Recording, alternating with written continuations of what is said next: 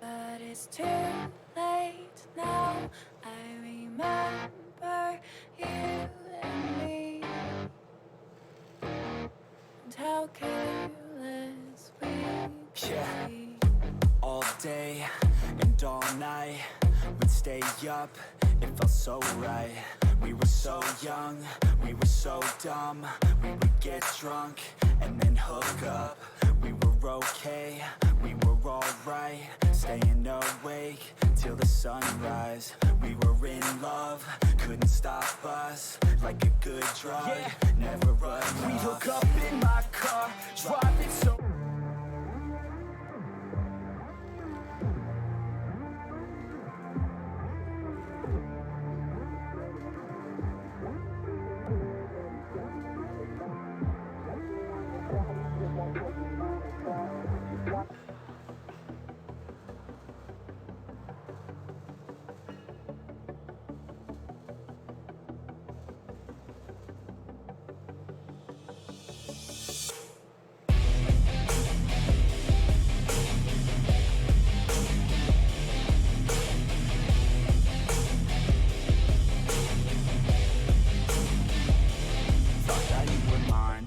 some different plans. It's broken by design, and I left all of my friends. I wish that I was fine, but the pain, it never ends. It's never summertime, winter always pulls me in. And I feel so lost, and I feel so down. No, this pain won't stop, with my face up on the ground. And I wish I could drop, and just make myself drown in the life that is not. Yeah, you always let me down. You left me outside in the cold again.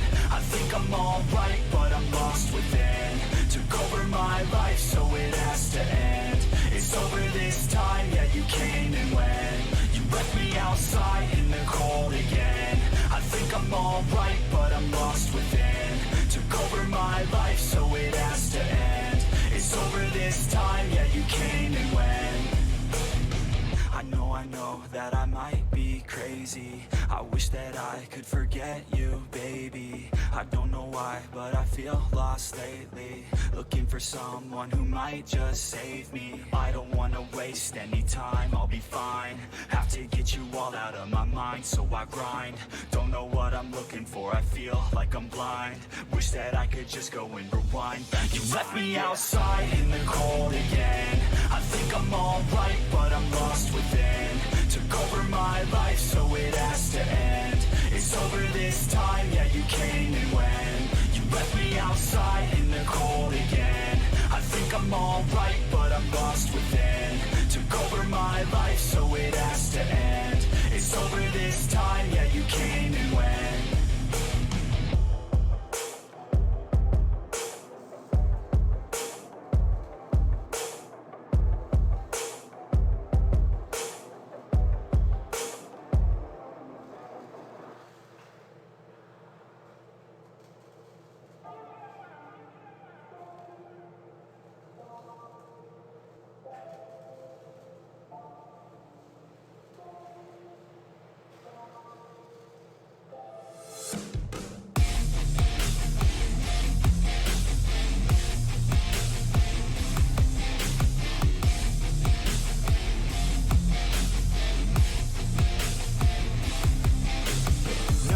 Can't keep me down, lost my thoughts, feel like I could drown. No, no, can't have it now. Buried so deep, I'm below the ground. I go where I hear the sound, all on my own, I can feel it now. Unknown, so my heart pounds, cause I don't understand what happens now. Oh no, I'd rest in peace, leave behind a lesser me. Working hard to better me, looking back I'll never be. Let's go, recklessly, fighting to forget it's me. I feel inside it's festering, but I just wanna and you're the one that let me down. I'm looking at myself right now. The mirror nearly breaks itself. I'm screaming out cause I need help. And you're the one that let me down. I'm looking at myself right now. The mirror nearly breaks itself. I'm screaming out cause I need help. I tried to forget. You held me back soon as we met. You were always scared of what happens next. Unprepared, so you fear regret. I'm upset, cause I wasted time. I sat at the base when I should have climbed. I stopped with the chase and forgot the grind. I feel out of place, empty inside. You thought I'd never be, won't amount to anything. Had me doubting everything. You only knew a lesser me. You're now my enemy. Wish you never met with me. Work until the death of me, so I become a better one that let me down. I'm looking at myself right now. The mirror nearly breaks itself. I'm screaming out cause I need help. And you're the one that let me down. I'm looking at myself right now. The mirror nearly breaks itself. I'm screaming out cause I need help.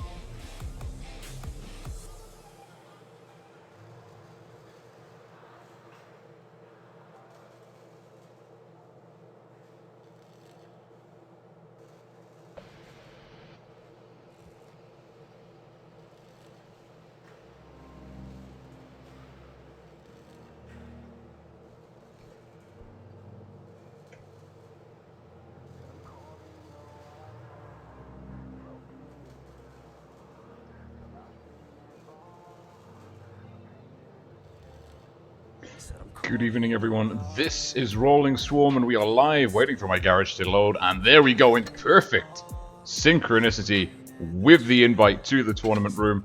Hello, I am Rolling Swarm. Welcome to Wargaming's official World of Tanks Blitz YouTube channel. We're here tonight to see the top 4 of the European server. It's the Twister Season 2019 Professionals Tournament. We had the group stage earlier this week. That was the top 8 teams from the whole European server region. Now we're just left with the top 4. We've got 4.5 minutes before we go into the battles. So before we get stuck in to the good stuff, let's have some clarifications. One, that the stream is running on a slight delay, which is good. It means that the teams cannot stream snipe one another, which is obviously very, very handy in the interests of fair and competitive gameplay. Point number 2, if you are watching this directly on Wargaming's YouTube channel and you want those juicy containers, you're doing it all wrong. I'm actually going to talk you through that now very quickly, just to make sure everyone that wants containers is going to be able to get a chance to do that. So let's just, if I push this button, it should take us here. This is the EU server region, the website, the portal. If you want containers, you have to go to www.wotblitz.eu. Make sure, well, I'm not logged in at the moment, but if you want the containers, you have to be logged in on the portal, so Wargaming know whose account to send the containers to. It's 1 container for every 30 minutes of stream viewed. If you close the tab, let it go inactive, pause the video, whatever, your timer will be paused as well. So you have to keep watching constantly for the timer to keep ticking over. That is worth bearing in mind. So make sure you're logged in, and you should see the timer ticking over, and you'll be getting all of those rewards. Kudos to those of you that are already at this step. It's really simple. You go to the portal, you click on the tournaments tab here. You'll have the professionals tournament. You click in, making sure, of course, that you are logged in, and then you just click here where it says live, and that is how you get the rewards. So that's pretty much it. It's that simple. And now let's go back to the tournament room. We are seeing Loka versus Endgame. Now I'm going to see if I can find the details. There we go. Now Loka and Endgame, they came through. Loka were doing really well. They were 6-0. They lost in round 7 of the professionals group stage, round robin, to Raid. So Loka came in 2nd place. Raid beating them on the head-to-head. Raid also going 6-1 at the end, same as Loka. Loka in 2nd, Endgame 3rd place out of the top 8. This is going to be an absolutely epic matchup. It's a best of 7, so that means it's the first team to 4 victories will win the series. They'll go through to the upper bracket finals. Now this evening we're going to see this best of 7. At the same time, playing in parallel is Raid versus Win. Raid coming in 1st place, Win in a triple-way tiebreaker getting into 4th place. According to the rules and regulations, Win advanced past FBI, the French Brigade Invasion Clan, and Carnage. All 3 of those teams tied 3 wins, 4 losses after the group stage, and win, actually getting more rounds won in head-to-head results versus FBI and Karna, and they advance into 4th place. The dark horse in this tournament, so to speak. 1 minute to go. Let's get our head in the game. We are going to be seeing Loka versus Endgame. The first map is Dynasty's Pearl. Now, for those of you who don't know, the format roughly is each map will be played twice. Each team will get a chance to play from each spawn on the map, which is a really good format. Now, Loka going super heavy. We're seeing 3 German super heavies, double mouse and an E100 coming in. Big damage numbers on the table here potentially. Well, big hit point pools, we should say, rather. And they're also rocking now with the advent of 6.2, the FE215B, the tier 10 British heavy tank. Got some really good consumables, became very dynamic, very powerful in the 6.2 meta. In 6.3, the same consumables were applied to the T110E5, the American heavy tier 10 tank. And Loka, 3 super heavies backed up by 4 consumable powered monsters of the 6.3 meta. Endgame, similarly, we're seeing T110E5s, FE215Bs, no mediums or TDs. No mediums or TDs for Loka. Endgame using the Foch 155. This is the new, well, it's not new, it's the French TD, and on 6.2, it was the recipient of a new gun, an autoloader. 2 shots in the clip. Crazy good burst damage, crazy good DPM in general. And Endgame also with SDV-1 and a T-22, the collectible Russian tier 10 tank, the T-22. The SDV-1, the Japanese medium tank, very strong hull down, getting a very good buff to the turret on patch 6.2. Loka, red team, south spawn, versus Endgame, blue team, north spawn. Loka are the favourites based on results from the group stage, but as we know, Endgame are an extremely aggressive team. They've had a fantastic run so far in the Twister season in general. Now Loka, look at those. Those are the speed boosting consumables. The FE215Bs, the T110E5s dropping them. And Loka, they're sending the 4 more mobile heavy tanks out. If we jump into the seat of Yuriki, Loka all spotted apart from definitely not Rico. Endgame also meeting them in the outfield. We can see that Yuriki picking up a good bounce off the SDV-1RG, not quite able to get through the T110E5 strong turret armor. Now, Endgame are sending their Foch tanks, that's Orca, and the Foch 155 Inferno camo, and Winch 38FR into the city. Endgame have got superiority map control wise. However, they are potentially about to be on the receiving end of a very strong and heavy hitting rush. Loka, all 7 tanks outside. We'd expect the super heavies to be more on the lane to B, but Unicum pushing out in the mouse, takes a hit, and he's squeezing Bot for You, Ventnom, Romka, all getting a bit of trouble. Definitely not Rico working the flank, but Winch is getting crossfire in. It's Baron in the mouse with graphite camo.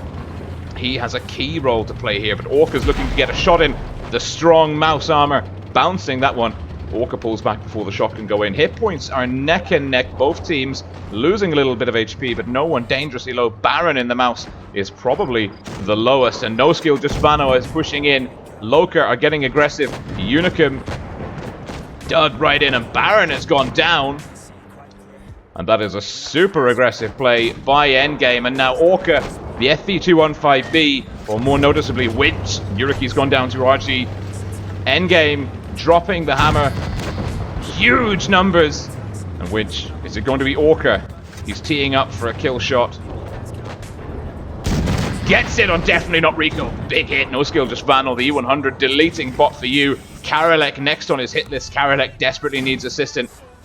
However, he might be able to dodge the... Oh no, No Skill just Vano. Oh, it's Karalek. He's on Loka. The hit point bar. Hit point bar was gone. Shock will finish him off. No Skill just Vano now in danger. Endgame 5-on-2. And the E100, the last man standing for Loka. Endgame with a strong opening gambit against Loka. But remember, it is a best of 7, so teams will need 4 victories to proceed. Endgame Huge. Look at the amount of hit points. I've never seen a number that high. That is mind-blowing. I have never seen... That's 17,000 hit points. Hit point buffed FV215Bs, T110E5s with the sandbag consumables. Oh, that's crazy. That is a huge innate hit point advantage going in. Let's go back. There we go. Hello. We're back. Phenomenal performance by endgame. Really, let's actually see if we can't bring up StratSketch. StratSketch is a really good resource for those of you that don't know for strategic planning. Dynasty's Pearl. Oh, it's not loading. Excellent. There we go. We have loaded it. This is www.stratsketch.com, or rather a little snippet of it. And we can see endgame, they really had their success came. The Foch 155s were able to clear the mouse tank of Loka over here. And then with this flank down, they were able to come in through B and start getting cross shots in. Loka had already pushed in quite deep here, but with the pincer, the Foch 155 double tapping TDs at 600 alpha on every hit, endgame were able to swing the numbers round, even though Loka had such a heavy lineup. Like, the hit point pool is the deepest I have ever seen in tournament play. 17,000 HP on one team. That is absolutely massive. So, going back in now, swapping the spawns, endgame will play from the south this time, Loka will play from the north. We are seeing a slight change in the lineup. Loka slightly less heavy, also reverting to the IS-4, the older meta. And the IS-4, one of the most reliable heavy tanks, dominant in Twister 2018 after the IS-7 was pipped following a couple of nerfs. Loka, only one super heavy this time. They've dropped the T110E5s, but they brought in two Foch tanks, the IS-4s, that's Baron and Karelek, that we can see here on the screen, doing a really good job, hopefully, of controlling the city by side-scraping or hold down around C. Endgame, they're bringing a Batchat. RG in the Batchat, also with the Inferno camo, getting the speed boost in. He's going to play an aggressive spotting role. He's a very fragile tank. This French light tank, the only tier 10 light vehicle in World of Tanks Blitz. Extremely mobile, great camouflage, great view range, and pretty good burst damage too. 3 shots in the clip. Getting a spot in on Unicum. Loka are going deep into A. Endgame splitting the distance. Voopsy and Winch will lock down this B lane.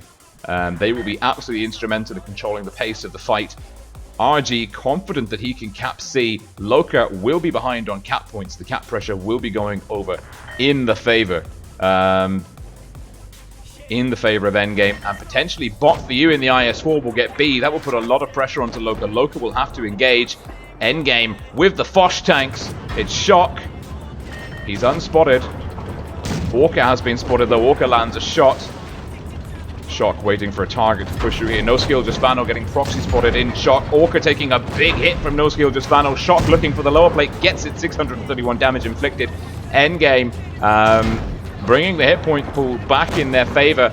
And Shock, he doesn't quite get no skill, just Vano. Definitely not Rico, will be looking to punish him. Doesn't connect. Unicum in the mouse goes down. Endgame wrapping around RG on the drum reload.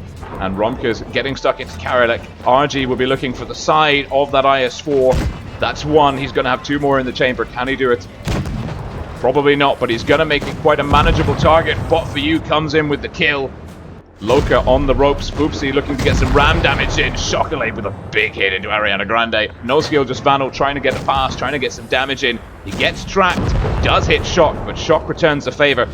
Definitely not Rico now. Has to finish off the Foch 155. It's a 3-on-6. Hit point pool is not, however, completely insane. Definitely not Rico tracked. Pincered. He might be able to finish off Shock here.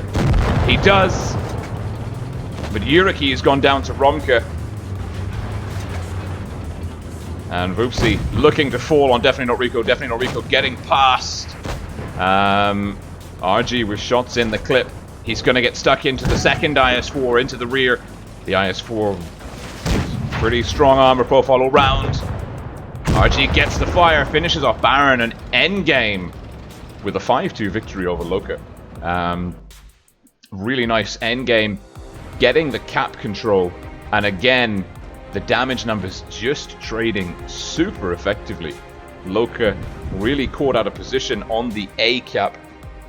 If we bring up strat sketch here, Loka had a very, I mean, they had the super heavies in the kind of these central lanes. The bulk of their forces in A didn't push E in aggressively, and that's fair. That is fair because they didn't know where those Foch 155s were, and they had a pretty good bet that endgame had a nice gun line dug in here. Endgame getting C with Backchat 25T uncontested early cap pressure. Also, the IS-4, I think it was bot for you, getting B, double cap pressure. Loka had to push in. There was great play by Orker and the other Foch 155, really controlling the tempo. Loka couldn't push in through here or out of here without losing too much HP, and in the end, that is how endgame.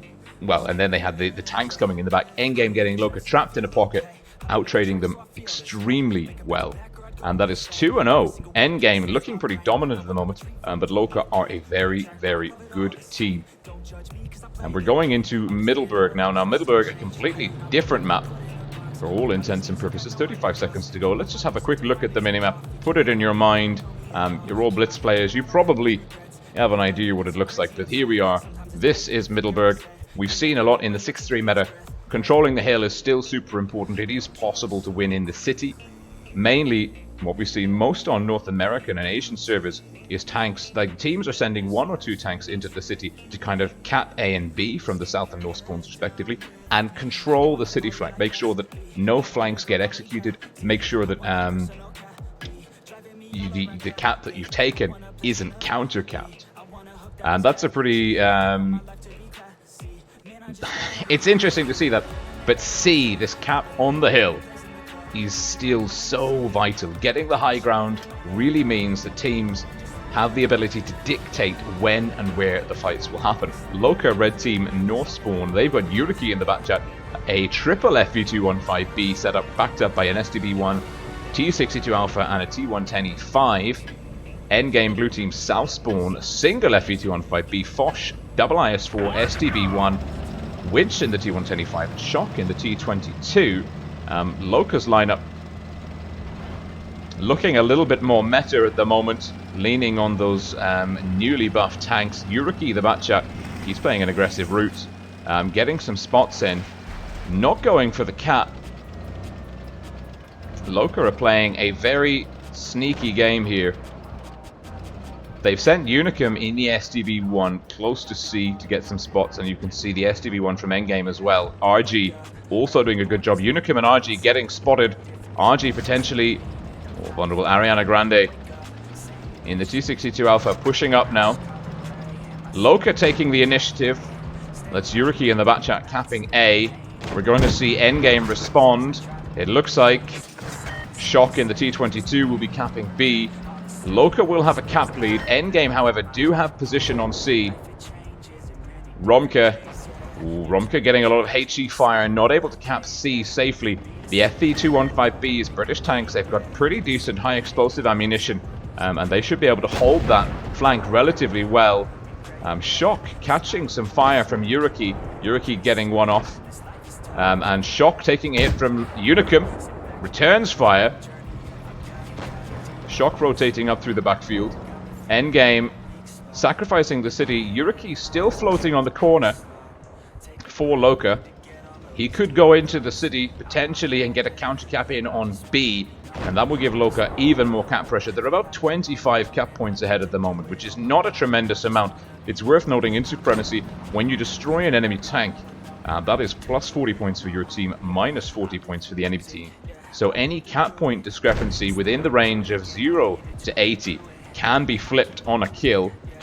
Now, Karelek, T125 Thunder Camel, gorgeous looking vehicle. American heavy. Nice hull down position here, and you can see Endgame using their tank, Winch 38FR in the T110E5 in a mirror position. And Romka still threatening C. Getting the cap in, definitely not Rico, looking to reset. Romka connecting with high explosive for 157.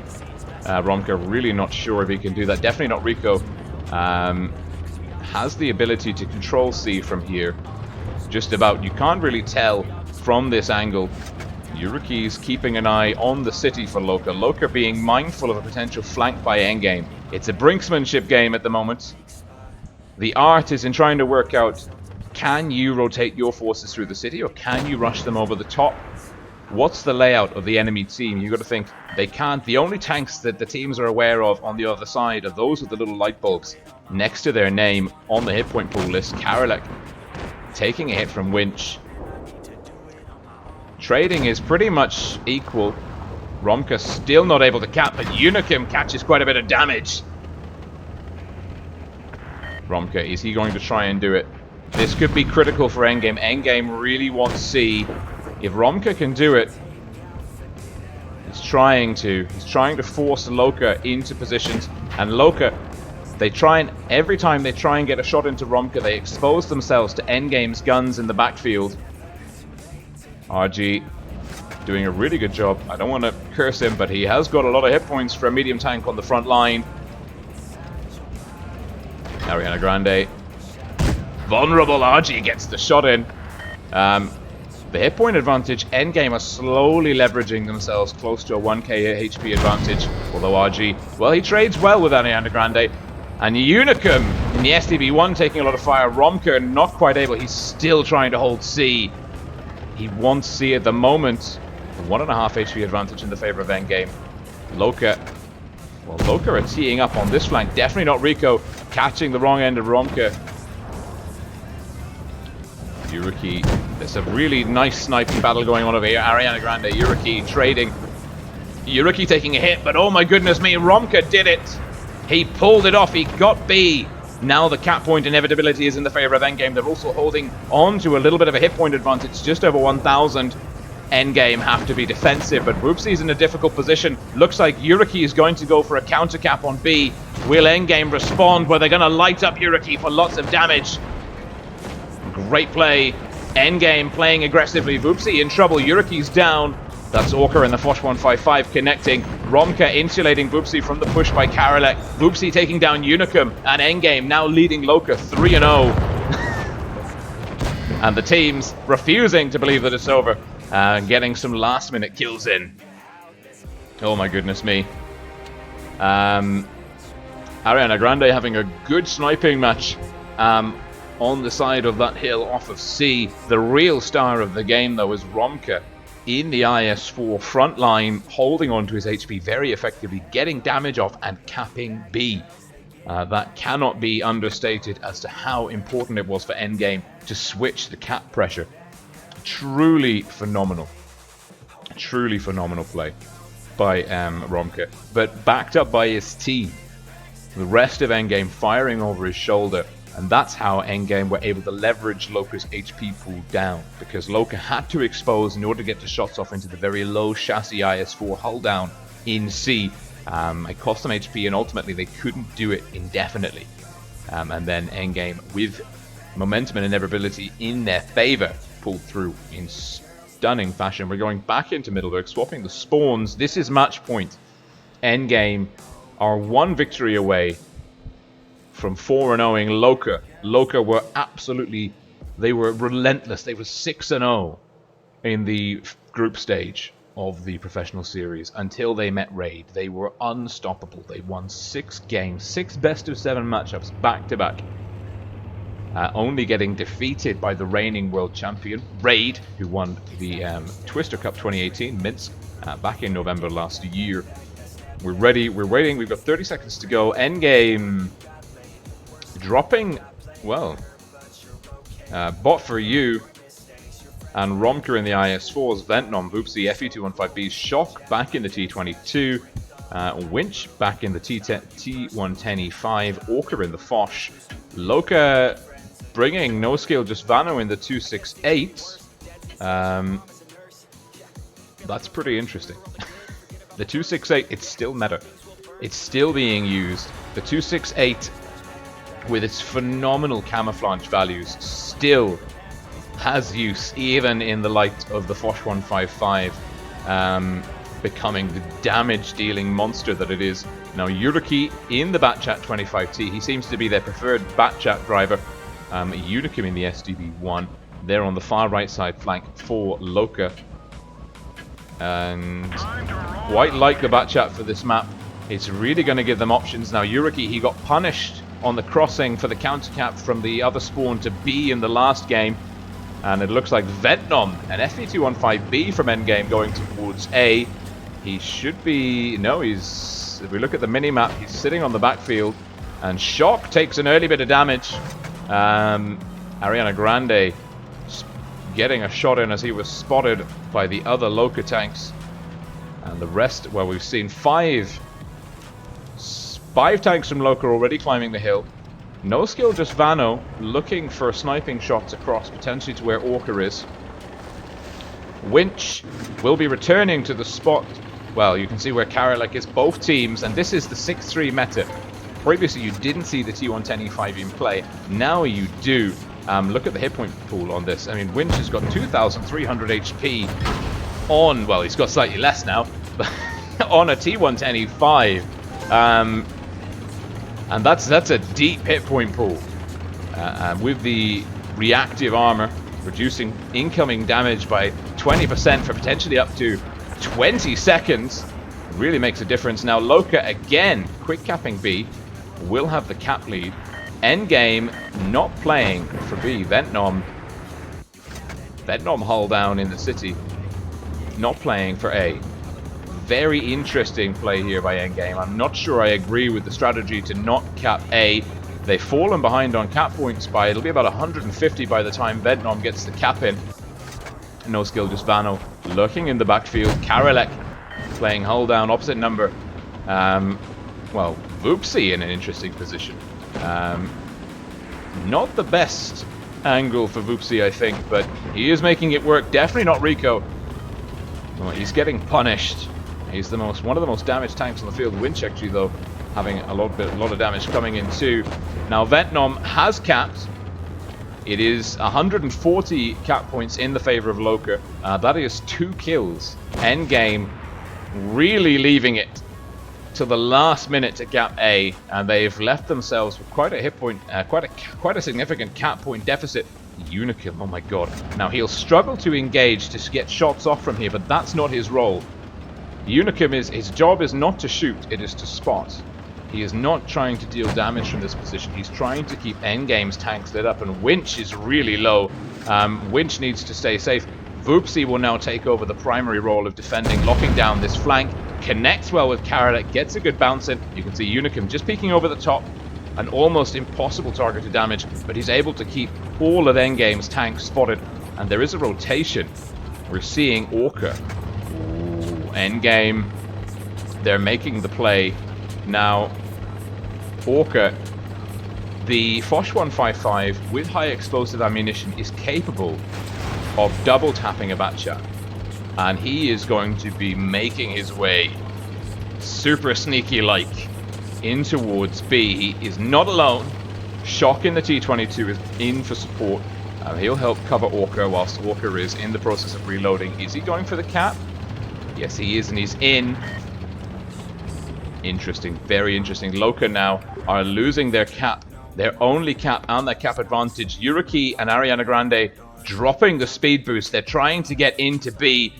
Little does Yuriki know, there is a rather large gun and Orca misses, but he is spotted. Yuriki, a lucky Batchat 25T. Ariana Grande coming in, should be able to connect, gets the track. Orca's gone for the drum reload, that's a good call.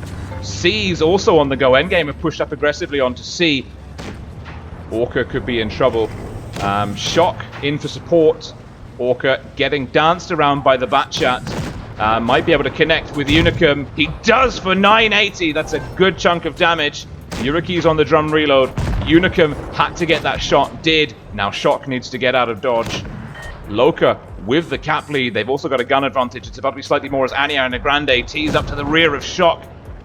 Shock goes down, but Bot for You takes down Karolek. It looks like Endgame will be wrapping up here. No skill, just Vano in the top corner, deleted by Vetnom. Guns are equal. Loka, Yuriki has done a really good job of mobile cap control. He's got A, it's 2 caps to 1. Endgame are a bit ropey here. They're going to have to start playing very aggressively, and definitely not Rico pulling back to safety. WoT peeking out, takes one. Definitely not Rico getting in a key bounce. Bot for you with a deep hit point pull. Bot for you pushing in. Endgame playing aggressively. Who's the call? Where's the damage? Yuriki with more cap pressure control. Ariana Grande C's been stopped.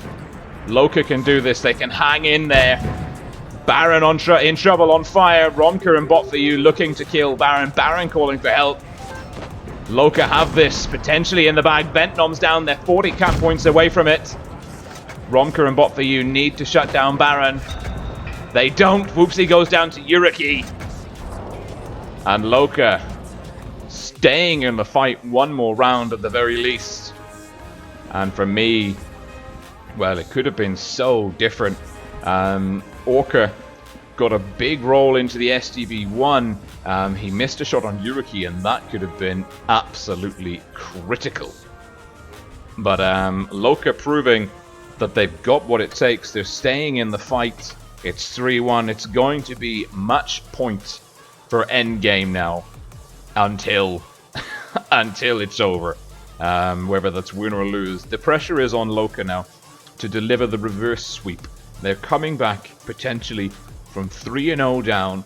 That means they have to win 4 games back-to-back, and that's not impossible, but it's extremely difficult. And we've seen it done. And 6.3, the meta is being felt. Double Progetto 65. Lots of comp players and captains saying they didn't expect to see the Spaghetti, this new tier 10 auto reloading tank from the European tech tree. They didn't expect to see it in tournaments. Well, everybody was wrong. It's found a niche. It's found a home. Endgame, triple FE215B, triple Foch. RG vacillating on his tank choice. Loka looks like they're going for triple FE215B. Ariana Grande and a Foch 268. Quadruple FE215B. Loka and Endgame with some interesting differences in tank choices. The 268 from Loka. The double Foch from Endgame. Loka with the 6.5. This is a bit of an unknown commodity that we're seeing coming in here from Loka. The 6.5 has not been used super extensively yet. It's proved itself as a valuable asset on the field, and 2 of them working in concert perhaps form the ultimate wolf pack. Let's see how they do. Back into, new map. Black Goldville is the next one. We're out of Middleburg. Endgame leading Loka 3-1. Whew. It's exciting times. Loka, they have to deliver here. Loka, red team, south spawn. Endgame, blue team, north spawn. Loka with 1 extra medium. Both of those mediums being Progettos. Karolek supporting my campaign to go and commentate the Twister offlines. If you think I'm doing a good job, tell Wargaming. Who knows? Maybe they'll invite me.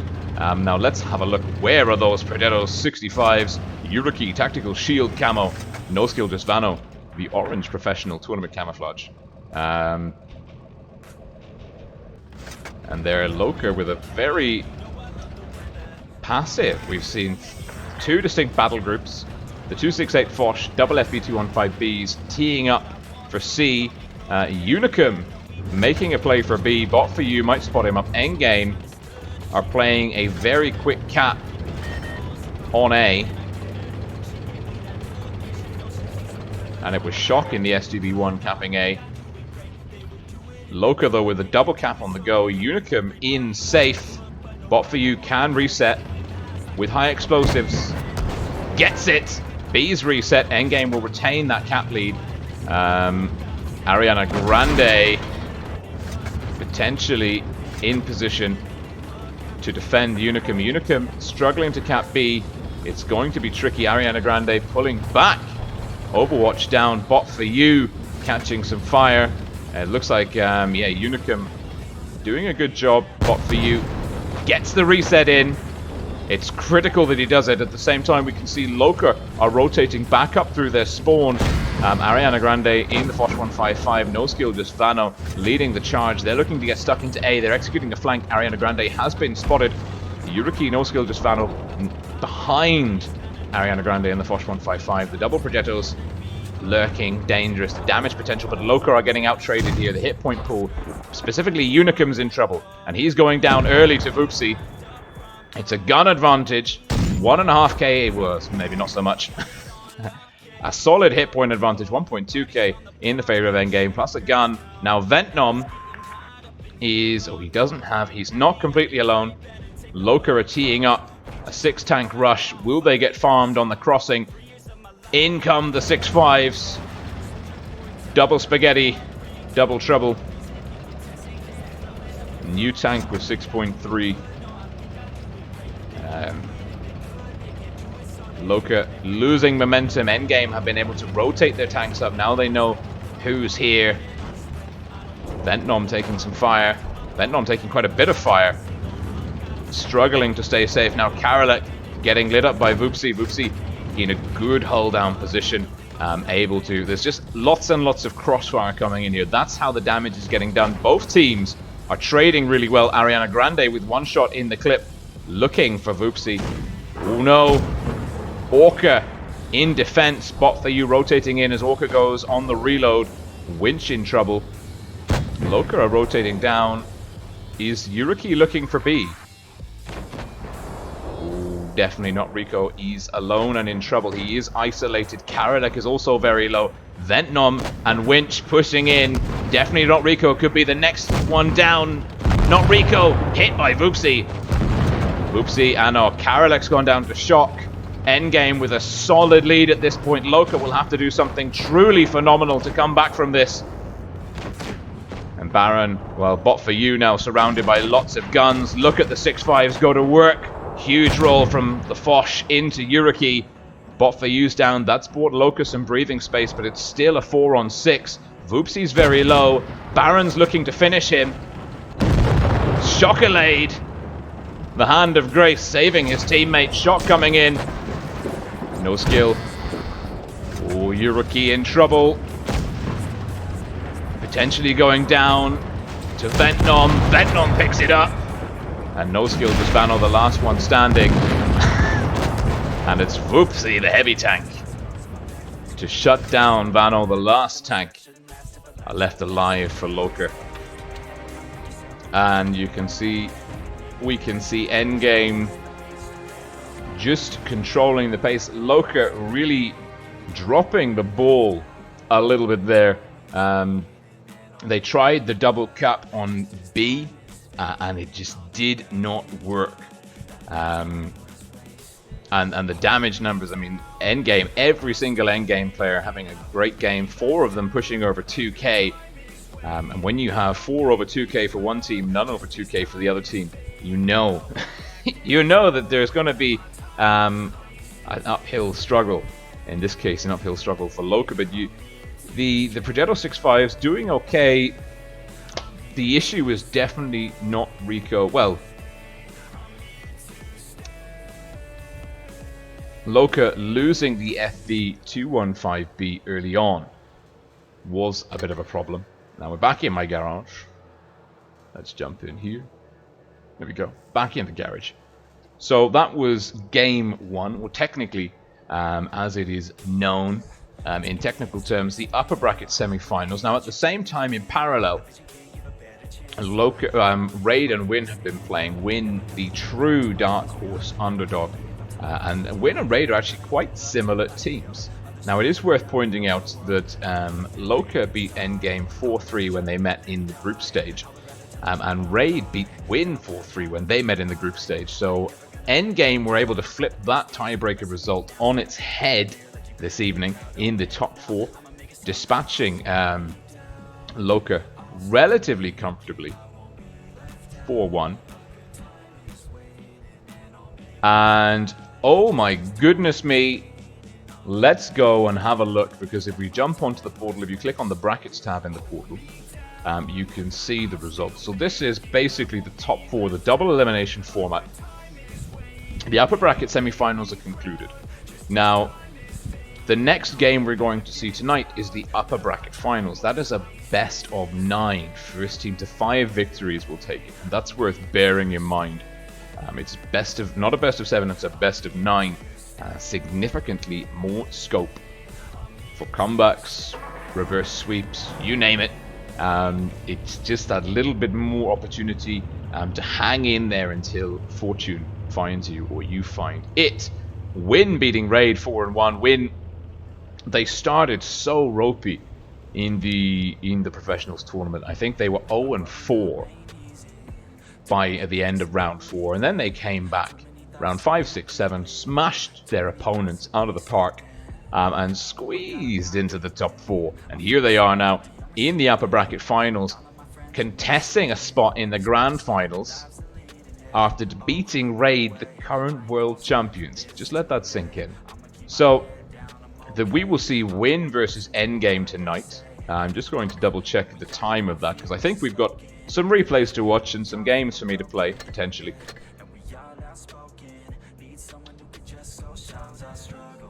When is that match taking place? Yeah, that's taking place in about 35 minutes. The invites will be up in half an hour, so loads of time for you to earn containers. So we will see Endgame versus Minsk is next in the upper bracket finals. On Saturday, we'll start with Loka versus Raid, and then we'll go on to see the winner of that match versus the loser of this match in the lower bracket finals. And then on Sunday, we will have the grand finals, which is, I mean, it's still wide open. No one will get knocked out this evening. But however, after this upper bracket finals, we will know one of the finalists. So let's just go back to the garage. And well, the world is our playground, our oyster at the moment. I feel like having a game live on stream because, you know, why not? And then we'll watch some replays. We've got half an hour. We might as well spend that time wisely. So I'll have a game, we'll play a replay, and then we'll have a look at the rosters of Endgame and Win. Talk a little bit about how that matchup might go. Oh, I've got a birthday tank. Okay. Boosters are on. Nope, that's my only birthday tank. Sad times. We'll play random. We'll jump in. I've still got a little bit of coffee left. Marvelous.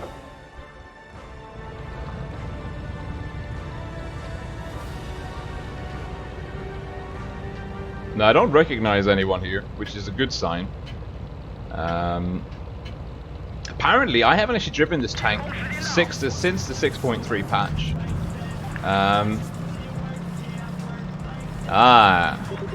Frederica 98 knows. Looks like the 140 is coming with me. Yep, I've got you. Yeah, I've got you back. You and me together, 140. We're here. Bat chat in the open field.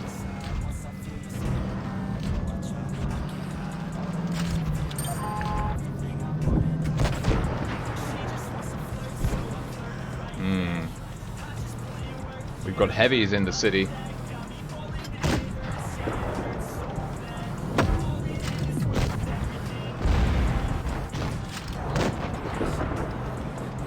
I'm using this rock here as a shield.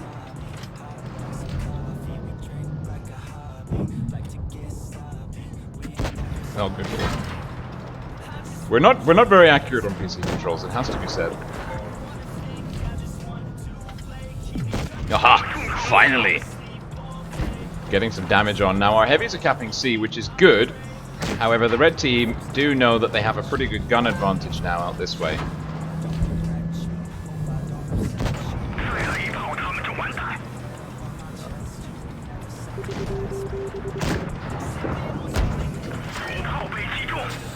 Damage my gun.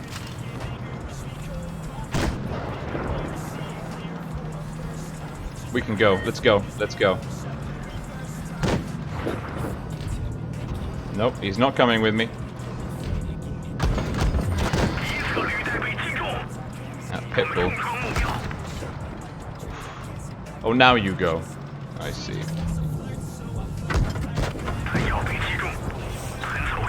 Wrong consumable.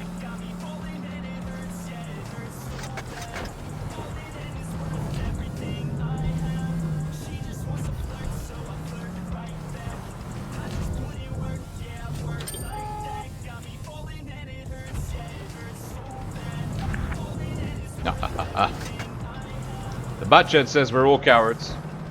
But I am alive. That is worth bearing in mind. Oh god.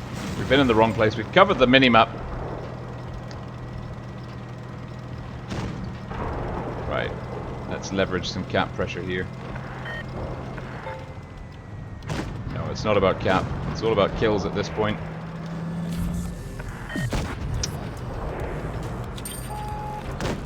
Got the accuracy of a rather inaccurate vehicle. 140, good job.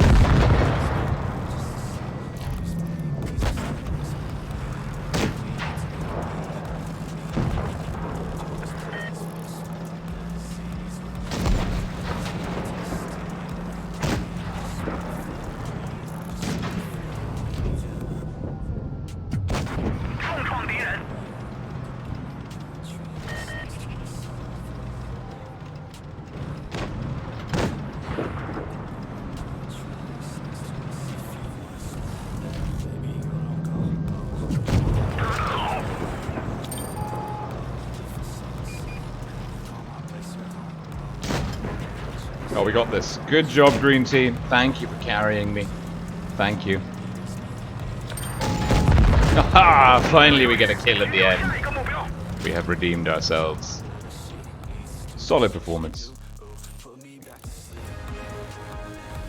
No. Yes, we take friend requests. Oh my god, this 140 did a cracking game. Well done, Abdeladimel. Well done, the guy from Marok Clan. Stellar performance. Oh, missions. We, on the other hand, not so much. He gave us a pretty hard time. And he put out some pretty good damage numbers. Good stuff. Missions. Oh, what's in the box? Not enough yet. Do we have enough for this? No, we need 2 more. Okay, let's well, let's turn on the webcam. There we go. While we're not doing the tournaments, we can do this.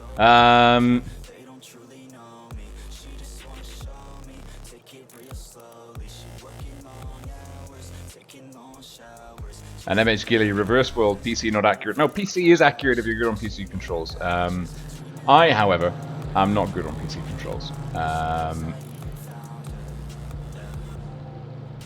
Now, let's see. In my box of tricks, what replays do we have? We've got some really... Rather than watching me faff about all the time, it's probably better if you see some people who deliver awesome games, playing some of those said awesome games.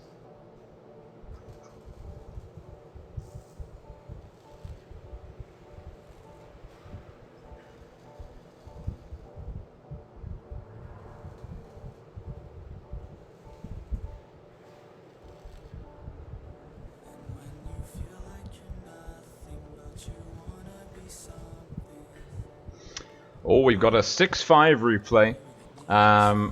Progetto 6-5 on Faust from the EU. Let's see if we can't bring that up. In we go. This is Kraken Esports. Oh, I don't know how to pronounce his name. I know who it is. I see them all the time on Discord. Pair 4? Is that right? Feels like it should be right. It's pair 4. And it's a tier 10 9 game. 2 tier 9s. Greens have got the Conway, the VT Panzer 4. Reds have got the VK 45.02B and the WZ 120.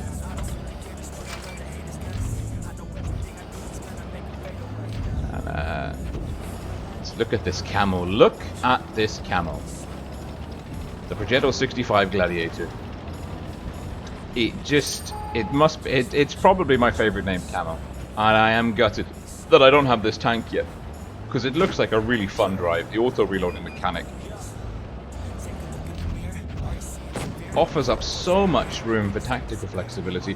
Now, the IS-7 made the critical error of going onto a flat space in front of a FB215B, 4005 and a Jaegeru. Now our man is playing, you see he's not letting the TDs have an angle on him. He's healed up his gunner, or his loader, whoever got killed. Good use of the medipack to bring someone back from the dead. A casual bit of necromancy with these consumables. And he's rotating up now. Now the Progetto is mobile. Doesn't have a good armor profile. Low profile physically in terms of the turret and whatever. The front plate, if you angle it up well, works a bit like the British FD 4202. And you can get some pretty good bounces in. Bit of lag. Tease up the target for the Leopard 1 to get the kill in. Green's still a gun behind. It is in counter though, so thankfully he doesn't have to really worry too much.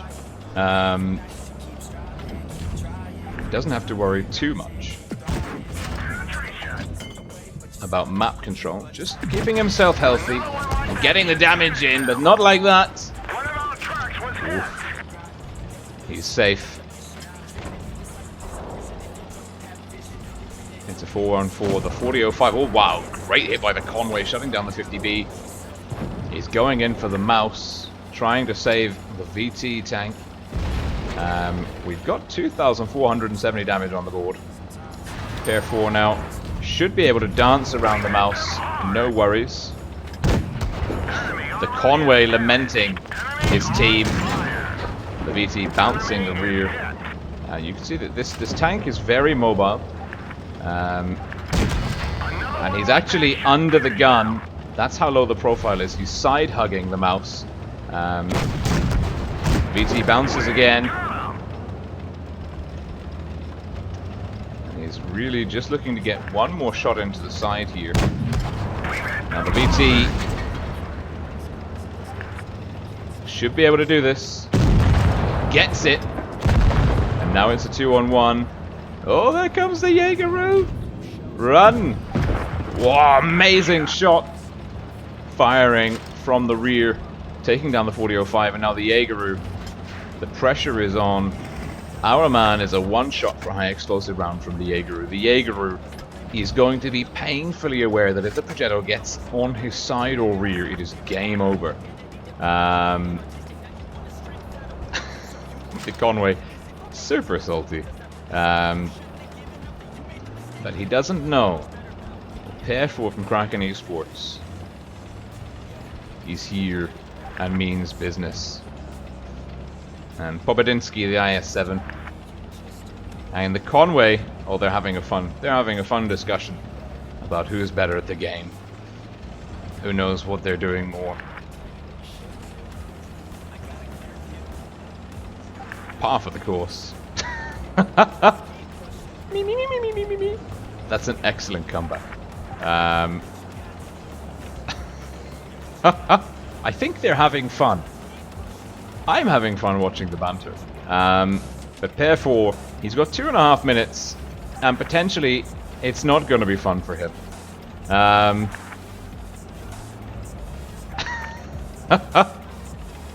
Oh, guys. Oh, guys.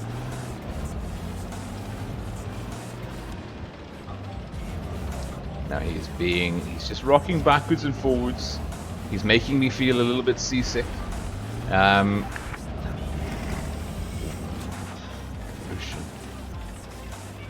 Oops. Aggressively pushing. He's waited. He feels he's waited long enough. About 1 minute.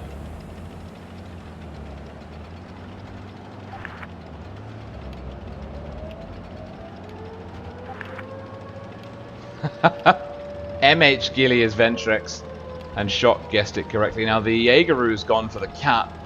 That, I feel, is probably one of the worst things he could have done. because now our man Pair 4 knows exactly where the Jaegeru is. And the Jaegeru doesn't know where he's going to approach from. Oh my god! That one didn't go through. Trying to pull the shot out.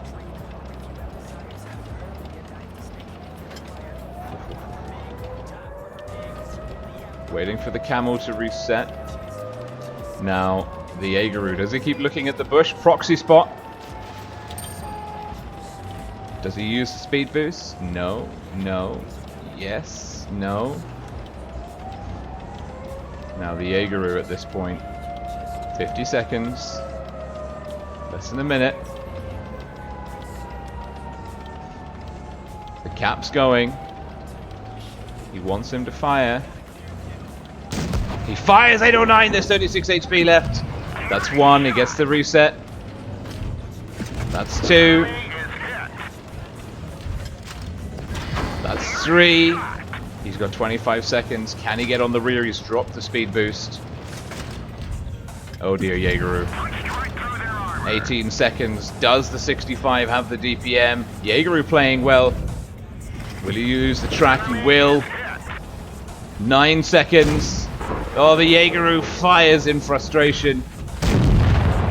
And Pair 4 with a 7,014 damage inflicted game. GG, Pair 4. That's a mastery, a cap defender. Oh, Belial, hey. Persona non grata. What Mamonga. Tubuscus 2. Wargaming. I've been asking for a while now about having a press account, and it's for this reason. Big game by Pair 4, 1542 base XP. Apologies if I'm doing the pronunciation horribly wrong, but what a fantastic game that was. And he's got his fan banner avatar, so extra points for you, Pair 4. Happy to show that on live stream. And we've got 15 minutes until the invite comes through for the next room. So,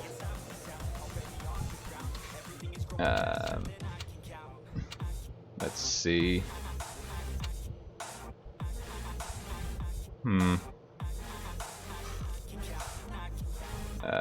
What tank do I feel like driving? I'll play a game and then we'll look at the teams. What tank requires very little in the way of accuracy and finesse? The T-62 Alpha. There you go. The Russian medium. In meta for basically since the start of the game until after Twister 2016. When Wargaming dropped the nerf hammer. Very hard indeed.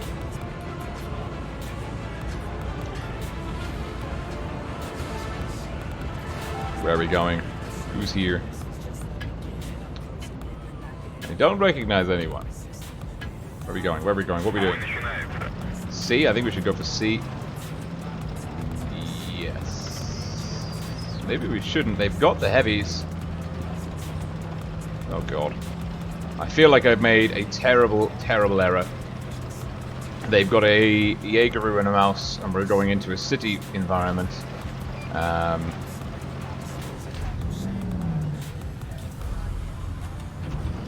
Did we get spotted? No.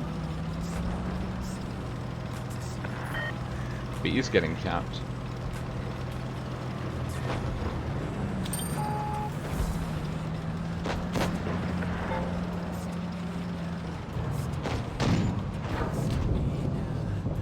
Oh god.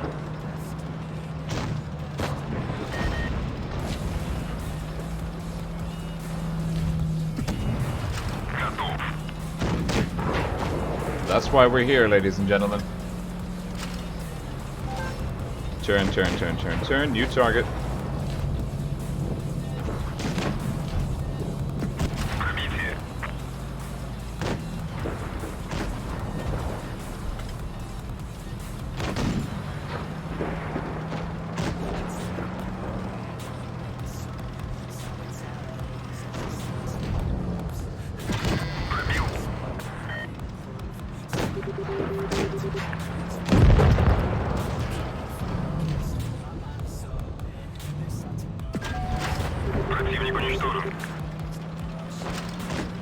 I seem to be having a much better game in this one. Oh, that was always an ambitious shot.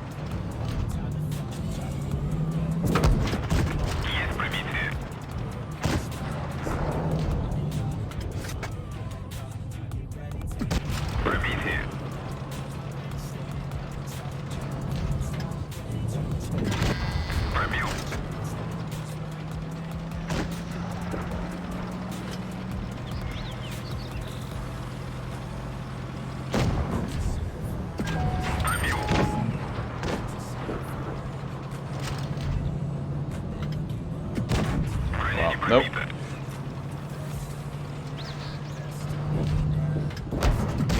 Nope.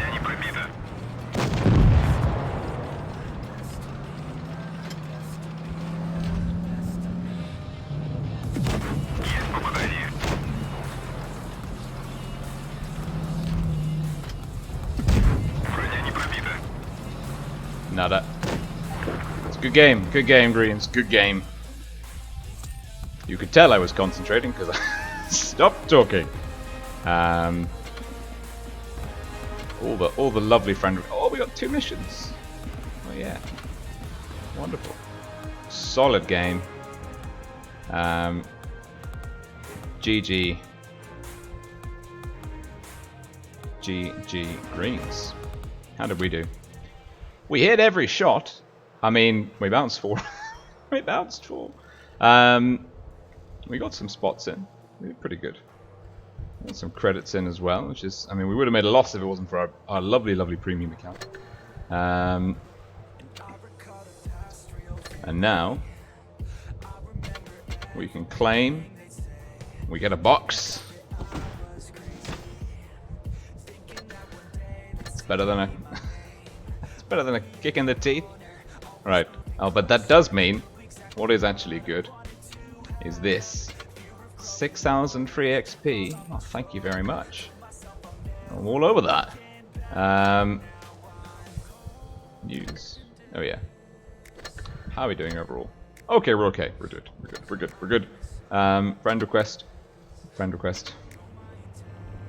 Let's go and have a look now at the tournaments. So, endgame. Average win rate 69.8%. It's worth pointing out that win rate is not such an important factor when it comes to determining skill of the players involved. Of course, those stats come out of random matches, but be they ranked. Well, no, not rank doesn't affect win rate. No, that's correct. Rank doesn't affect win rate. They come out of random matches. Random matches are not comparable to tournaments in any way, shape, or form, apart from the fact that there are tanks shooting at each other. It does give you an indication of individual player skill, mechanical skill. There's a lot that can be said for synergy and everything else that then grows out of the team dynamic. Verstappen, Ventnom, Orca, Chocolate, RG, Romke, Hidden Strawberry. I know it's Hiddestrabbing, but since time immemorial, whenever I've been casting, I've called him Hidden Strawberry, and that is the trend that shall continue. Voopsy, Bot for You, Winch38FR, and some big purple win rate players over here. The lowest win rate on the team, 66.68%.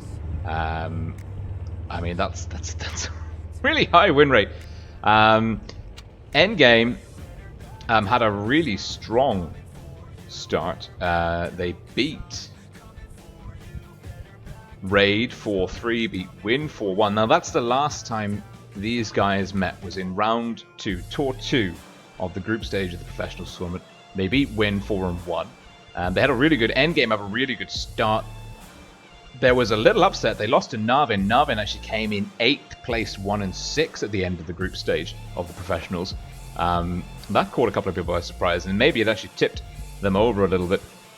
They then lost to Loka, but made a great comeback, shutting down Carnage, and in tour 7, keeping FBI out of the top 4 by beating them 4-3 in the tiebreaker, which endgame, you know, they denied FBI that shot. FBI had to win, and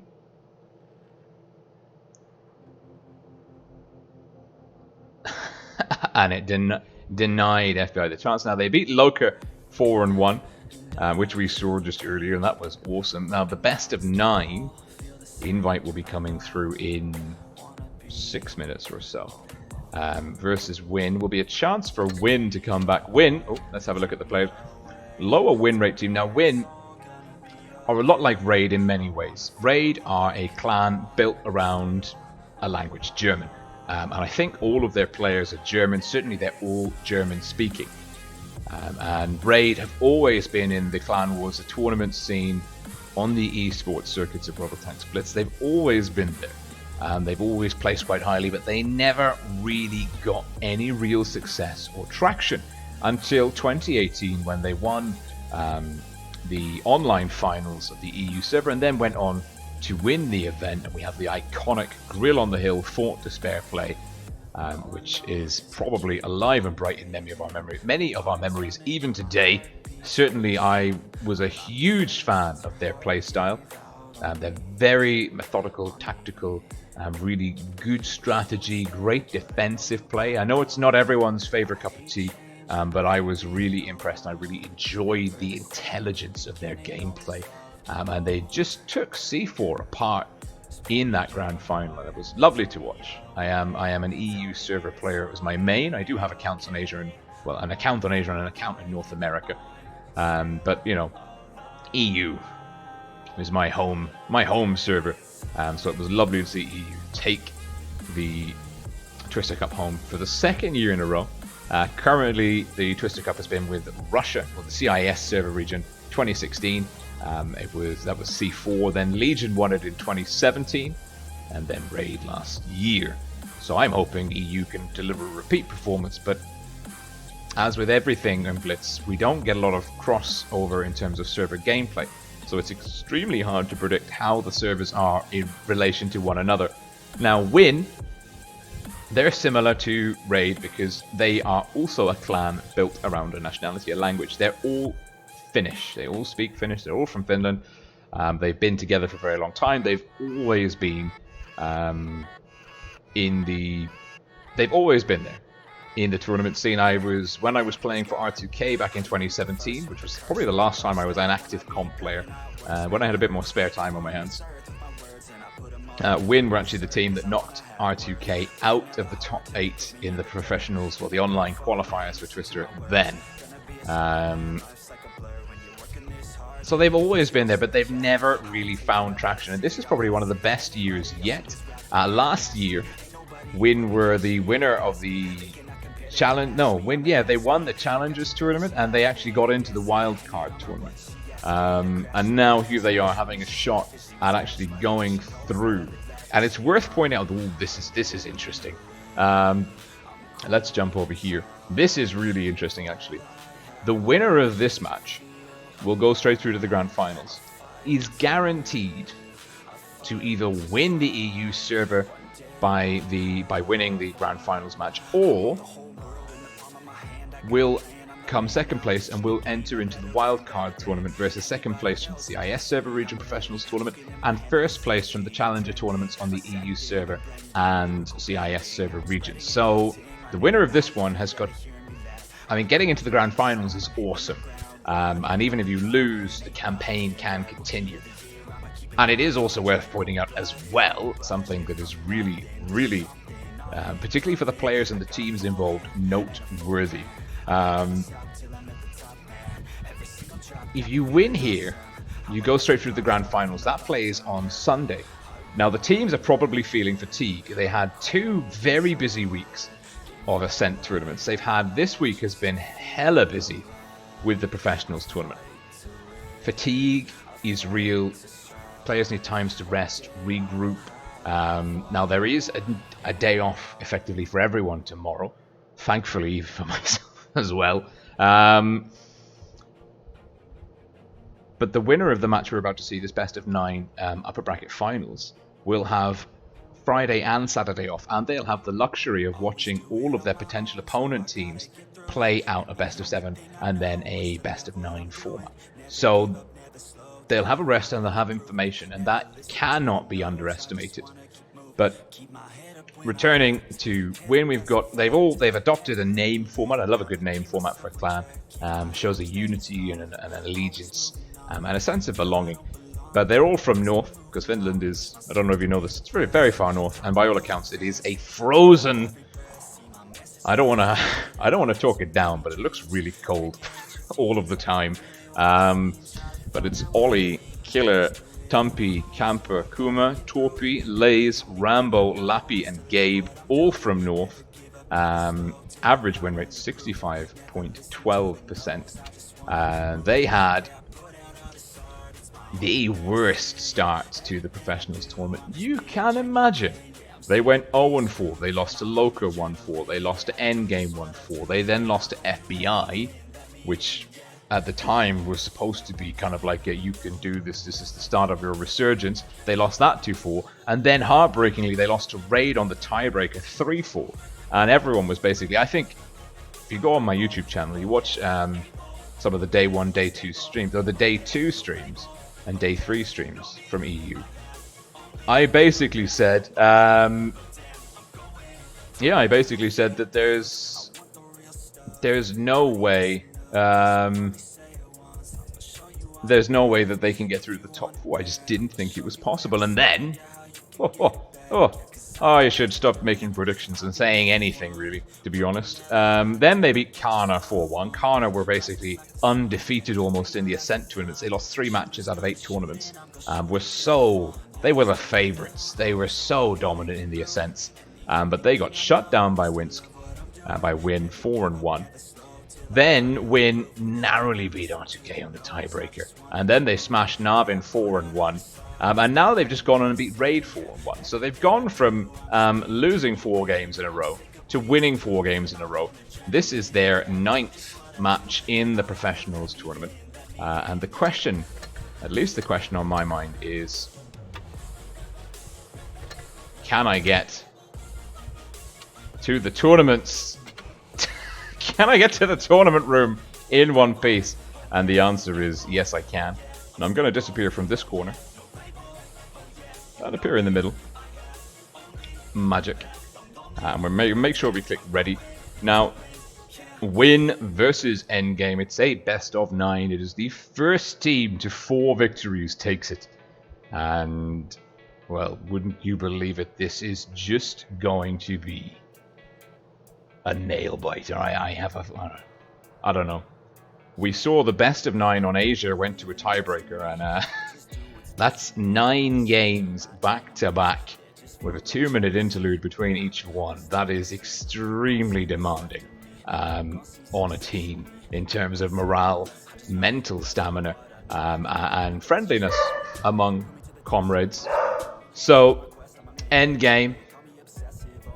We're into Oasis Palms. We've got 3 minutes. Apologies if you can hear the dog barking. He's trying to keep the household safe, warning us about intruders and birds. And if the cats have done something particularly stupid, he's giving us a heads up. So, Oasis Palms, let's bring up StratSketch. Again, that is www.stratsketch.com, a free resource for looking and planning on tactical mini-maps of the maps of World of Tanks Blitz. So if we jump in, here we are, StratSketch. A desert map, 3 caps. Now in randoms, people love playing the sea area. Getting control of this corner can be quite important, but if you peek too aggressively in this corner from either side, you are eligible to getting lit up by TDs. The north spawn has a slight edge in terms of camping options or setting up a TD firebase. It's got a little bit more places with soft cover, a pretty deep corner, and more importantly, the TD areas here, it's easier to pull down into kind of safe locations, get behind hard cover, or pull down out of harm's way if you get spotted. The south spawn has comparably less safe places to engage from, and those places it's much harder to get safe if you do get spotted. But the south spawn does have better options for covering C. It's easier to reset C from south than it is from north. There's quite a good, you can cap C from the south relatively safely You don't have to worry too much about TDs here.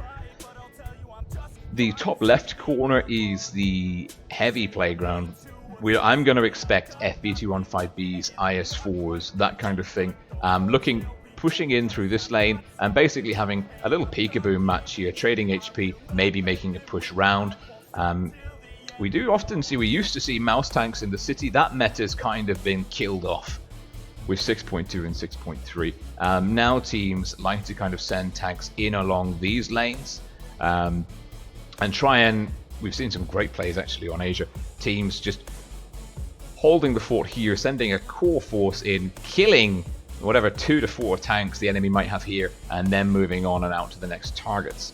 So it's a nice big open map with a little belt of city kind of in the middle. This gully is worth talking about. Teams can move undetected through this gully. They do need to keep an eye on that to prevent unwanted rushes and spots getting teed up. Now 35 seconds to go. Having a look at the lineups. Win, they'll be playing out of the south spawn first. Double Foch 140, double 140 T22, double FE215B, 3 mediums, 2 TDs, 2 heavies. A nice balance. No bat chat for endgame either though. They are taking triple FV, double T22 and an STB, also with 3 mediums, but an extra heavy and 1 less TD, and the TD is not a Foch. That is counterintuitive given what we know from 6.2 and 6.3. So in we go, the start of a best of 9 series. Good luck to both teams. Minsk is next, and EG endgame. And Gabe, oh, he doesn't have the pro avatar. Shame. Win, red team south spawn. Endgame, blue team north spawn. Killer saying hi to Amonet. Endgame saying good luck. And Killer saying hi to Rib. Saying hello to all the streamers. And to me. Hey, happy days. Win with the Foch 155s. Endgame, the favourites on paper. Win though, in the ascendancy, they've had a really good run. They are looking dangerous and competent. Rumour has it that they had some scheduling, some roster issues. Some key players weren't able to attend early on. That might explain the run of bad luck. 0-4 in the first half. Quick cap, double T22, Shock and Orca from endgame into C, and you can see that the TD spots from the south spawn could have C covered, but there's no eyes on C. Rambo rotating, and it's the 140s and Kumaran the 155 capping A. Win are now behind endgame. Voopsy is going to have a very important role to play.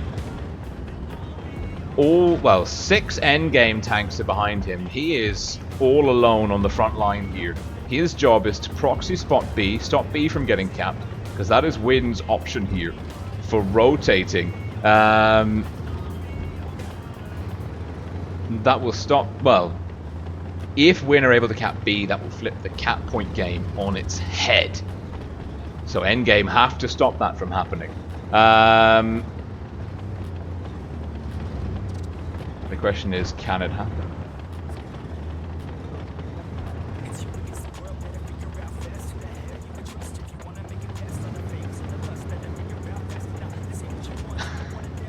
And Voopsy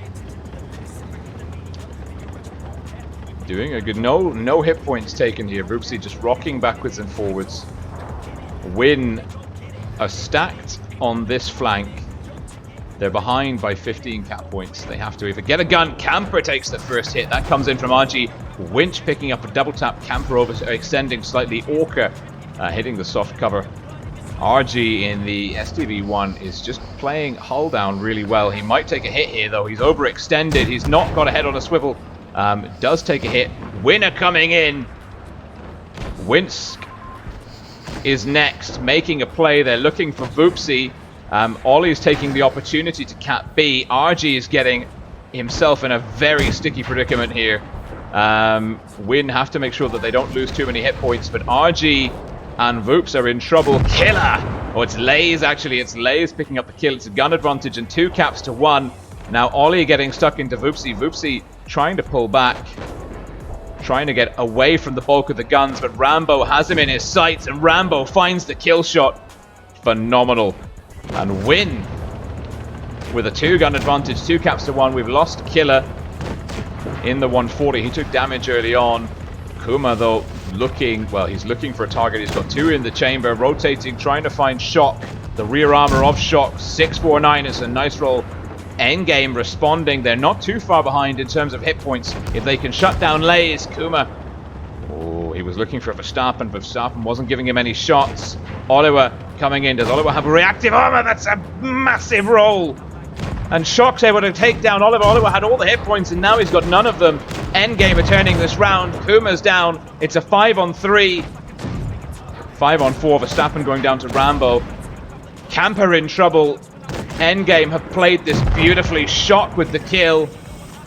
Rambo on a reload. Shock looking to get round. Does so. Rambo doesn't have the traverse. The terrain numbers in the desert are not good. Winch taking down Lays. Shock with 1 shot. The traverse numbers on the T-22 just inhumane. And Shock with the final kill shot. And it is Endgame to return the favor. And, oh, friend request. Endgame, well, they just flipped that battle on its head. They were so far behind. They were so far behind. And they really did a phenomenal job of pulling it back. 1.5 minutes going back into Oasis Palms. Win with such an aggressive strategy. And we bring up Strat Sketch. What we saw was when they flushed out RG here. They had basically a 5-tank push here. Then they capped B. They had a 2-tank push in here. I don't know where it all went wrong for Win, because certainly it looked like they had it under wraps. But Endgame, they had some really high rolls on HE. They had great focus fire target priority. Oliver, he pushed over like a ridge or somewhere over here. Around this area, he had 1800 HP, and then in the space of 3 seconds, he had no HP. And that kind of coordination, that kind of focus fire, that is how you flip the game on its head. And Endgame were able to remove guns, reduce Win's effective DPM potential, and that gave them a little bit of breathing room, and they kept chipping away at it, working that advantage back into their favor. And you saw the Foch 155s great on the rush, terrible traverse numbers on the desert sand, not the map, just the terrain itself, and not able to really deal with the highly mobile T-22s, those T-22s gliding around the map, and Win. And actually that's Endgame and not taking the T-22, and that might be why, is that the maneuverability of the T-22 is not favorable on this map. Now Endgame leading Win 1-0.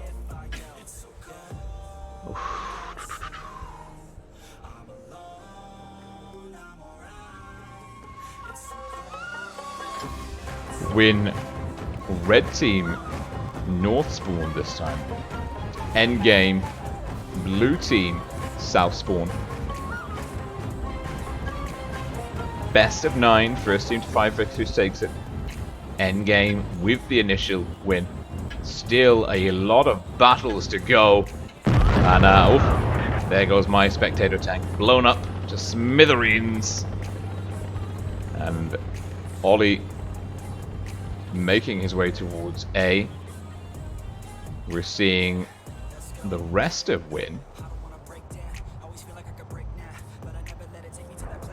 The rest of Win rotating round. The mediums, it's a double 140 SDV1 T-22 playing over C. They are getting slightly outplayed here. Now Win have got the double Foch FB and then 4 mediums, and they've kind of got a bad position here. The heavy tanks from Endgame going into the desert. Now the FB215B loves this kind of environment. It's got a strong armor profile, good gun handling, pretty solid DPM. Now Ollie is leveraging B early. Win are behind by almost 3k HP. They really got out-traded here on C. Endgame, Winch getting hit, pushing for Rambo. Rambo has been left behind. Rambo is vulnerable. He could be going down early. Gets tracked. Shock gets the shot in. Rambo looking low. And Shock does not want to give Rambo room to breathe. He gets tracked but picks up the kill. Endgame though, bleeding hit points now. It's Win's turn to return fire. Camper playing from the bush. Hull down. Behind soft cover, hard cover off to the right. Win have equalized the hit points a bit. They are just behind on cap points. They got B. Gabe taking fire. Shock getting return fire in. Endgame with the gun advantage, slight cap advantage. But they won't be able to reset A. Killer, low health 140, will be capping A for the foreseeable future.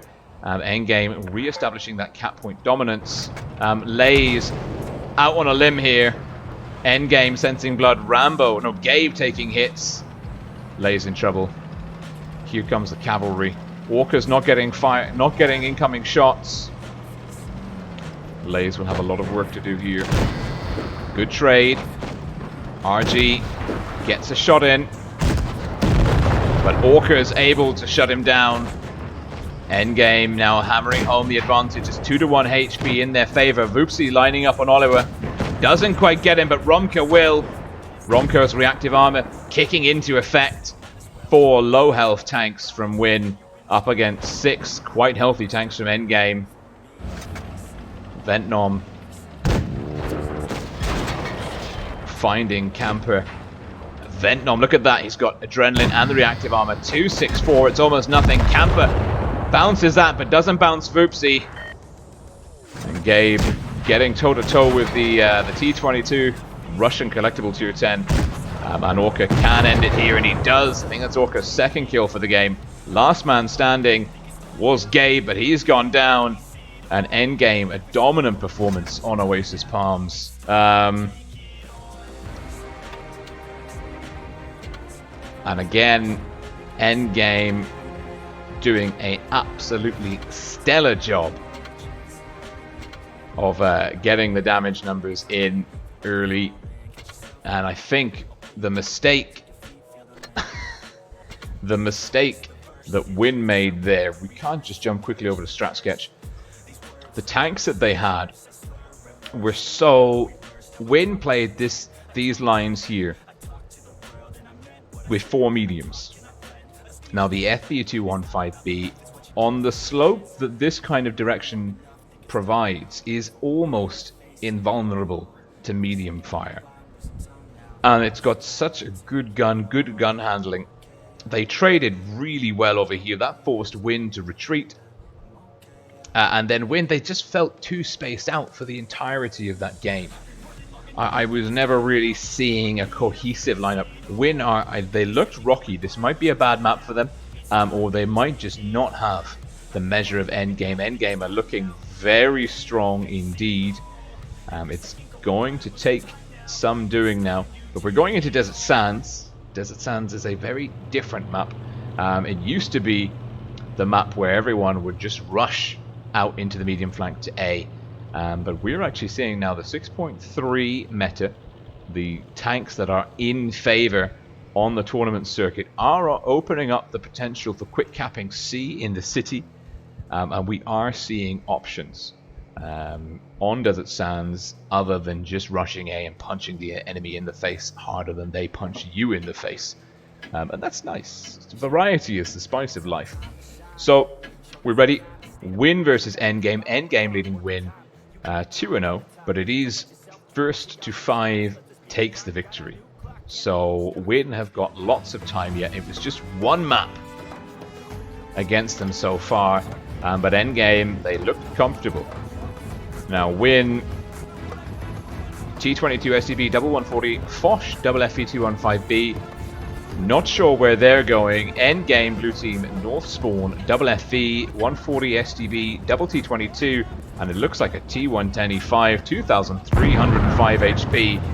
That is a deep hit point pool. The same with Vupsi in the 2,355 hit point pool. It just offers such a phenomenal value for money on a fast, good gun handling, well-armored medium that can also bring in the reactive armor consumable. Killer's taken some early fire he's taken another hit as well. Good accuracy by Endgame on the move, pushing in. Killer looking for shots, not finding them. Kuma in the SDB1, trying to control this plane area. Takes a hit from RG, gets one in return. Pretty much neutral trading there. Endgame are deeper in the desert. Endgame are very, very bunched together. Romka gets a bounce from Lays. He's pushing in, getting the proxy spot in. And Gabe might be out of position. Rambo's coming up, down through the bridge. The only TD on the field. Could be instrumental. Gabe getting stuck into winch. Rambo, I fear, is doing the wrong target priority here. Massive hit from Rambo. Voopsy eating a ton of damage. Now, can Gabe best winch? I think he might be able to. We might see win. Oh no, he bounces. And it's... Well, Orca and Kuma are down. We're going to assume that Gabe's going to land that shot. He does. But this is the brawl that matters. It is both teams punching each other in the face. Win with the hit point advantage and the gun advantage. They have to keep this up. They've just locked down Shock. Lays and Oliver looking for Romka. Bot for You's gone down to Rambo. Camper's getting joined in. Takes a hit. Big ram from Ollie. Lays looking for the shot. Romka trying to get Lays. Lays pulling back behind Ola. Camper picking up the kill. RG and Voopsy remaining. RG. The last man standing. And it's a ram from Gabe.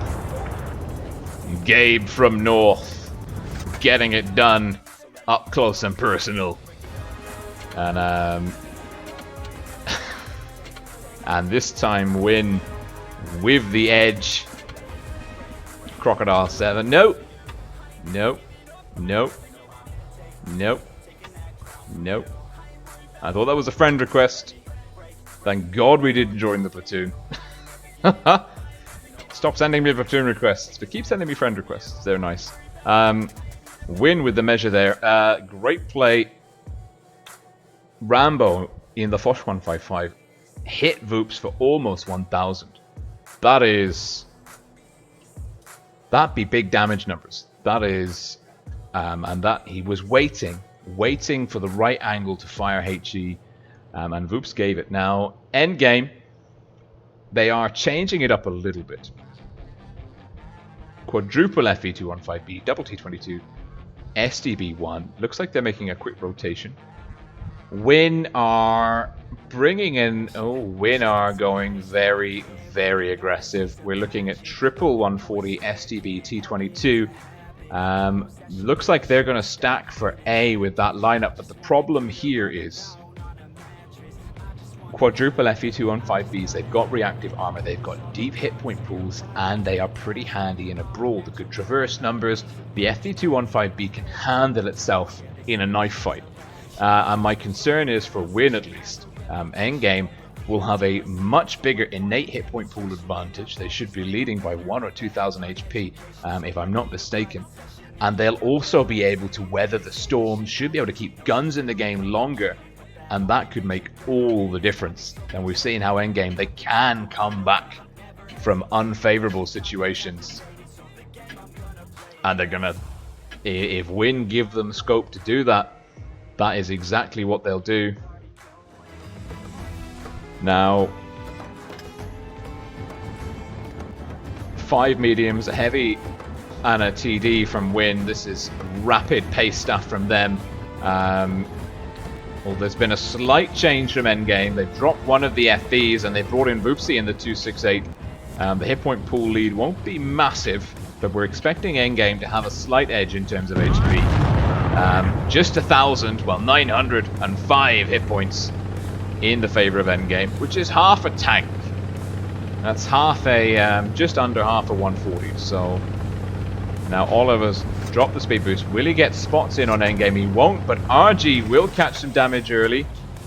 Shock sat at the back. RG hull down, doesn't connect with Camper. Rambo in the Foch 155 is spotted. Takes some damage, and RG connects. Rambo not getting safe, and also not landing either of his initial 2 shots. And also a big shout out to Wargaming. Previously, if the free cam left the play area, it would get stuck. Now, when you exit the free cam and if it were to go outside, ooh, Voopsy catches a double tap. Looks like only one went in. RG's low. RG is very low. Shock coming in with a nice shield. Killer looking for a shot. Probably won't get it. Shock absorbing damage. Great team play by Endgame, and Rambo's having none of it. Rambo in the Foch says thank you for coming, but good night. Endgame once again really behind in the hit point pool stakes. Voopsy low. He goes down to Killer. Win swarming over their opponents. Gabe taking down Shock. Romka taking down Lays. Endgame clearing up behind the plane, but it might be too little too late because now there's a 2-to-1 hit point and pool advantage. It's two FP215Bs and a T22, but Orca catches even more damage from Rambo. Rambo's having a good game now. And it's Killer with another kill. Romka about to be flanked. Killer and Gabe in perfect harmony wrap around Romka and win with a 6-1 victory over Endgame, tying it up 2 for 2.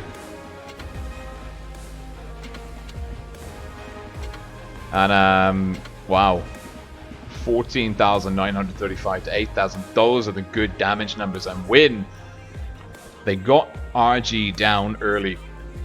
They whittled his hit points down early. They connected some good shots, and actually Shock, although he came in to shield RG, it cost him a lot of HP to do it without really having a tremendous amount of damage output at the same time.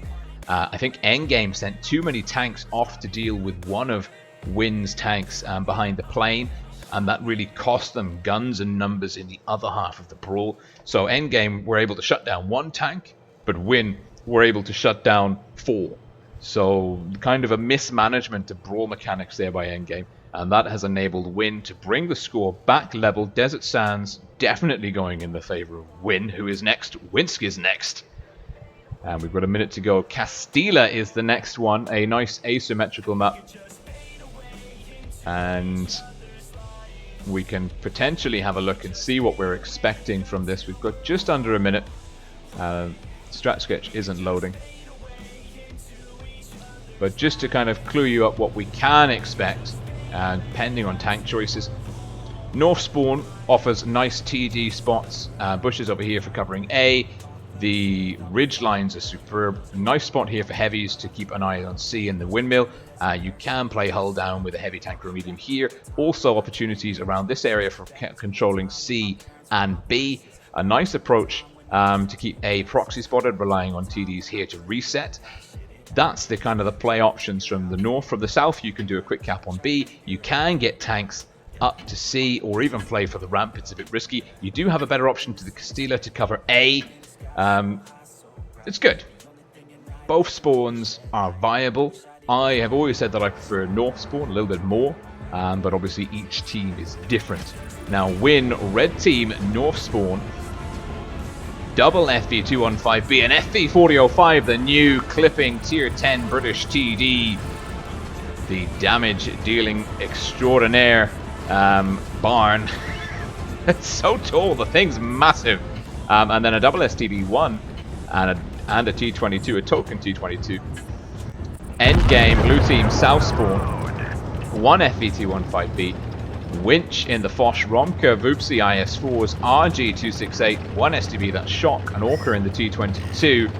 Now, Camper, Glacial Camo, on his STB1, making a play for A. He'll probably go on the ramp up here, try and proxy spot A. Shock is playing, oh, he got up here, he's just trying to spot here, this flank. He's not interested in A. And Endgame, well, they've got RG into a sniper tower, Ventnom in the FE215B, safe on the ramp. The B is being quick capped by Orca, but it's C. Voopsy is safe in C. Romka's made sure that C is insulated. Voopsy doing a great job, a risky move of capping C. And if Orca doesn't get reset, Endgame have made a brilliant double cap play here. And really out-anticipated Win. Win are in a bit of trouble because they haven't been able to punish Endgame at all for capping B, although Orca loses 1000 HP getting safe, and That is a really good job, and this is the 4005 Rambo. He's waiting. As soon as tanks get spotted over there, he will be in all sorts of good places.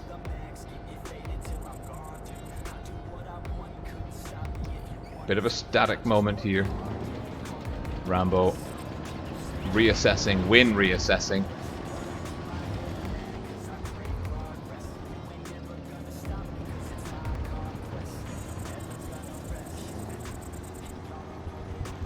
Win behind significantly on cap points. Endgame with C and B.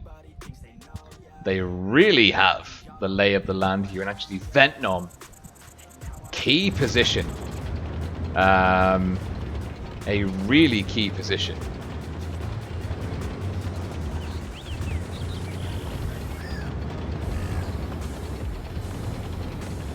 Nice and hull down, defending B. Oopsie. Oh, NA.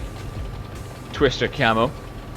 From first brought in I think, 2016, I think. I'm not sure. Or 2017, actually, I think. But doing a really nice job. Proxy spotting this lane. Well, no, not proxy spotting. Trying to support the lane. I'm not sure why he's there and not on that ramp. Because Shock is doing a really good job. Again, you can see he's lined up to run if a rush comes. He will potentially spot Lays. Lays has been spotted. Shock now knows he needs to get safe. Lays does have support though. Winch in the Foch 155 in soft cover. Is he rotating in or out? He's rotating in. He's rotating into more guns though. Now Win are closing in. Endgamer in a pocket. Win are coming in on two flanks. Winch misses the first shot. RG is taking damage. Winch will go down. He really needs to connect one onto Camper. He does for 1078, but Winch is a goner. Ollie and Gabe, though, go down in quick succession. Killer looking for Orca. No, he's going for RG. Good target priority. Lays gets it. It's a gun advantage still for Endgame. Win have 2 caps to 1. They can't lose a tank. If they lose one more tank here, Endgame will take it. If Romka gets that kill, it's Ventnom. We've got 4 cap points. Oh, they keep it in. Lays shuts down Orca. Kuma. If Kuma goes down here to Shock. Yes, Endgame. Squeeze it in. You wouldn't believe it.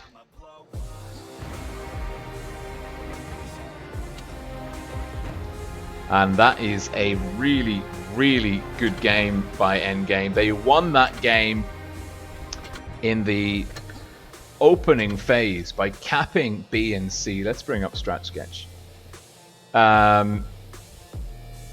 They won that in the opening phase. Win were too passive on B and C. They anticipated A too much. They prepared for A. It didn't come.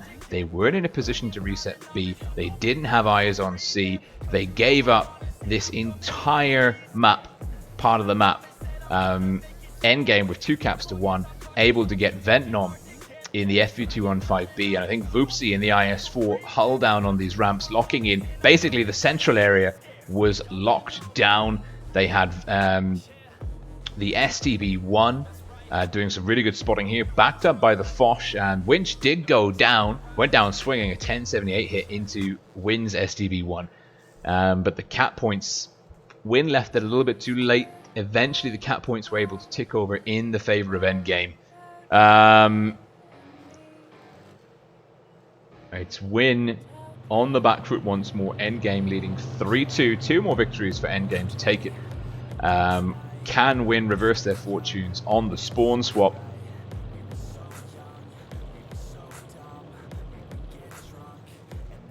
And a big thank you to Medzi for for moderation of the stream chat. For those of you that are watching on the YouTube channel, hopefully most of you are on the portal locking in those containers. And oh my goodness me, we're going back into Castilla. How have the teams adapted to the spawn swap? Well, WoT have got basically the same lineup. Endgame brought Ventnom in the bat chat, and are bringing double T22s. Endgame, 3 mediums, 2 heavies, a TD, and a light tank. And there's one of the other spectators is watching from an M6. There's our Pack 48 with the eagle on top. Win red team south spawn. Endgame blue team north spawn. Win sending 2 mediums off to A. An SGB eyes on C. FV215Bs to the central lane towards B. FV215Bs to B. Endgame T22 Shock and Romka going for A. RG in the backfield 268 potentially to offer fire support for A. Romka and Shock spotted, and the Foch 155s from WoT are covering A in a very interesting position. I don't think I've seen Foch 155s deny A like that before, but they found Shock once. Rambo's on a drum. Kuma takes a hit from Romka. No caps being pressured at the moment. Gabe making a play for B, actually making a play for Orca in the T22. He's got the damage reduction module in. Orca's being forced off. Ollie was going for B. He's actually joining the fray. Ventnom in the back chat's been spotted. And Ollie is looking for the back of the mediums. Endgame getting wrapped around. WoT being hyper aggressive, trapping Endgame's forces. Now Orca is caught between 2 very, very angry British heavy tanks, and is not long for this world. And if he doesn't get down and safe, he might be out. Catches a bounce. Ollie will chase the kill. Takes one. WoT clearing out the mediums. It cost them camper in the STB. Winch and RG now a 2-on-3 scenario. Orca's being left out of the fight. Gabe catches fire. Goes down, Orca. Oh my god. Gabe gets shut down by Orca. Ollie. Oh, revenge from Ollie, but it's a 3-on-4. Hit points are in the favor of WoT. No. Hit points are in the favor of Endgame. WoT really dropping the ball, but now it's a 2-on-3. Lay's in trouble. Ventnom in the back chat had a great job in the sniper tower laying in hits. He didn't take much punishment for it. Now he's going to look to get as much damage as humanly possible into Lay's. Picks up a bounce from the T22 on a drum reload. Winch. Now Voopsy's coming in. Voopsy is a full health tank. Oh, Winch missing a shot. And Voopsy teeing up. But it's Ventnom picking off Lays, and now Ollie, last man standing. Ventnom will get one. Damage reduction modules in play from Ollie. He might be able to take down Winch. He does. Ventnom's on a drum reload. Voopsy fluffs the shot. Ventnom has to stay away from that gun. Can he do it? He does. It's Voopsy actually who does it, but good job, Endgame. And Endgame are now pushing through to match point. They're leading WoT 4-2. Endgame being dominant on Castilla. WoT having the better approach on Desert Sands, but it's a new map, and I think it's Mayan Ruins. It is. No, it's Dynasty's Pearl.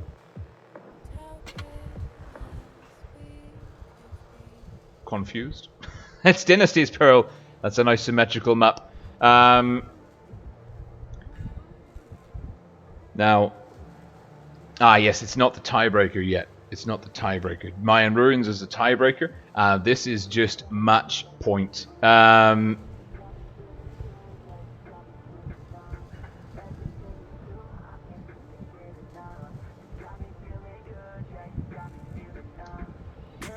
Endgame can seal the deal here.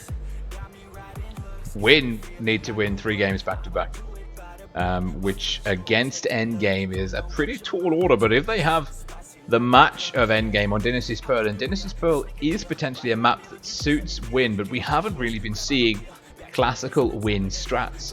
I really feel like WoT are kind of adapting their strats to the current meta rather than doing what they've done in the past, which is just throwing the meta in the bin and doing crazy out-of-the-box, aggressive, fast-paced strats. And they have been relying on the medium tanks quite a bit, and that's actually how they're able to lock in Desert Sands by going leaning strongly on the medium cohort of the roster and besting a much heavier endgame in Desert Sands. But now, endgame versus win. PK, Camonet, Rib all streaming as well. Full house. Win, triple FE 215B, double Fosh 140 T22. Red team, North Spawn have to win to stay in this best of 9. Endgame, blue team, South Spawn winning this to lock in a place in the grand final. Endgame, Batchat, double Fosh, IS4, double Mouse, T110E5. Is that Romker in a T110E5 or a T110E3? It's a T110E5. Look at that speed boost getting dropped. Boy, can the T110E5 move when it has to. And when you put in the beans and you click on that consumable, away it goes. And Romka getting in the spot, will be looking to kind of tuck into the right here before fire comes in, gets tracked. Could take a bit more damage, takes more damage. Romka, really that track put him in a lot of trouble, and Romka might be going down. He drops the damage reduction consumable, but it might be way too late. Romka could be going down early. What an incredible track. And it's an early gun advantage for Win. They've stacked, they've pushed aggressively. Endgame, the Foshes are on a reload. Ollie takes a huge hit. Rambo getting one shot in. Camper, Lays pushing in aggressively. Can Shock and Orca get the drum reload in first? They've both dropped speed boosts. They're getting round. Killer is past. Ollie's down. The Fosh 155s might not be long for this world. Big damage. Big damage. And it's a 2-gun advantage. But in come the Mouses from Endgame. Win. Well, they took... I said the tank composition wasn't typical of them, but this strat was. It was a good night Endgame. We're coming to say hello before you have a chance to even know where we are. Romker in the T125 lockdown so quickly. RG now in a difficult situation. Can't get out. It's Kuma in the Fosh 15 shutting him down. Endgame with the right tanks to carry a late game brawl. There is a 2,000 hit point difference in the favor of Win though. Double Mouse tanks. Can the teamwork make the dream work for this endgame duo? I don't know, because Kumati is about to have 2 shots in the chamber and he is hungry for blood. And Winch is about to go bye-bye. But it's Lays who picks it up. Kuma, trigger finger, not itchy at all. And Killer, low HP, getting round. Kuma though finds his mark. And Roopsie's deleted and Win with an ultra aggressive rush him straight down the gut strategy. And that is what Win do best. Not stopping to take names, not stopping to take numbers. Looking at the cap as it sails past when they drive by it. Phenomenal performance. That is what we like to see. Win getting ultra aggressive. 2 matches away. Endgame caught off guard. I think they got a Romker in the T110E5. Was unlucky. I mean, he was tracked. If he hadn't have been tracked, he would have been able to get safe. However, he got tracked and he got swung out into the open and dropped the reactive armor a bit late. A little bit of an oversight from him there, but he went down so early, and Win said, "We got a gun advantage. We're going in," and they just forced the point home from that moment onwards. A great shot going into the tracks of Romka. Great to see so many of you here watching in the chat. Of course, hopefully you're watching on the portal with the containers, but if you are watching live on the YouTube channel, do make sure that you subscribe up to Wargaming's official World of Tanks Blitz channel. Lots of great video content coming out on a regular basis. Hit the subscription notification bell to make sure that you're fully up to date with all the happenings.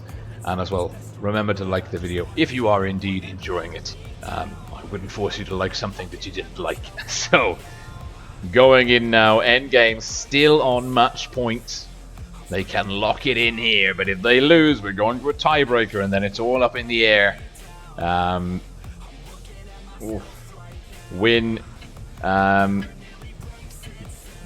22 140 double Foch triple FV endgame, dropping the mouse tanks. I think that is a great call. I think the mouse tanks just weren't clicking. Just seeing Medzi in the chat. Medzi69 in the chat. Press F to pay respects for Romker. That's quite fair. Win red team south spawn, endgame blue team north spawn, endgame, dropping the German super heavies, bringing in a double Foch FP215 BIS4 STD1 T22 T110E5 Romka in the IS4 this time. Bot for you, sitting in the driver's seat of the T110E5. Is this a T110E5? It is, but bot for you not taking the sandbags. So his hit point pool is not quite as inflated. Both teams though looking at a C strat this time. Win moving rapidly, no speed boost. Oh no, the Foch. Kuma's dropped a speed boost. Win moving aggressively into the C area. Much faster pace than endgame. Endgame slower off the mark. RG getting in some key spots. Lots of information. Everyone but Ollie. Oh, everyone spotted now from Win. Endgame have full map control, and that's given them the comfort to push in. And Orca and Winch have the sides. And they don't. Well, Lays catches a lot of damage. Ollie is coming in. Win aggressive again. In with the rush. RG looking for Lays, getting blocked by Camper. Oh, first gun down is Whoopsie. The hit points are in the favor of endgame. But Win, well, we know that the Foch 155s from endgame are on a drum reload. Ollie, RG's down. Can Ollie do it? He does. He takes down Orca. Oh, it's a 3-gun advantage. Win have decided that today they are the masters of the face punch, the rush, the iron fist. And they are closing this one to a tiebreaker. Endgame behind on guns and hit points. Look at the hit point sharing by Win. 6 tanks below half health. Bot for use down. It's a 6-on-2. Romka and Shock with so much work to do. Camper picks up a ram kill on Shock. Romka takes down Kuma, but Rambo is quick to knock him out. And it's a 5-2 win for Win. And Win take it to a tiebreaker. Oh my god. I don't believe it. They're doing it. Win may yet turn the fortunes round. Be still my beating heart. Win. This is the thing. Win knew that endgame had 2 Foch tanks on B, and any sane human being, any sane tournament team would say, you know what? We're not going to send all of our tanks past 2 Foch tanks into the gun line of the enemy. That sounds like a bad idea. That sounds like a negative 2,400 HP in 6 or 7 seconds. Win. They were not that team today. They were like, yeah, we could take some damage, but let's punch them in the face. Let's rush in, make them uncomfortable, do something they aren't expecting, and that is the out-of-the-box thinking that Win have been renowned for in the past, and previous metas have been more patient, more paced. It hasn't suited this extremely aggressive, almost CIS server meta playstyle that Win bring to the table. And now, with the advent of 6.3, mostly 6.2, Win are bringing it in.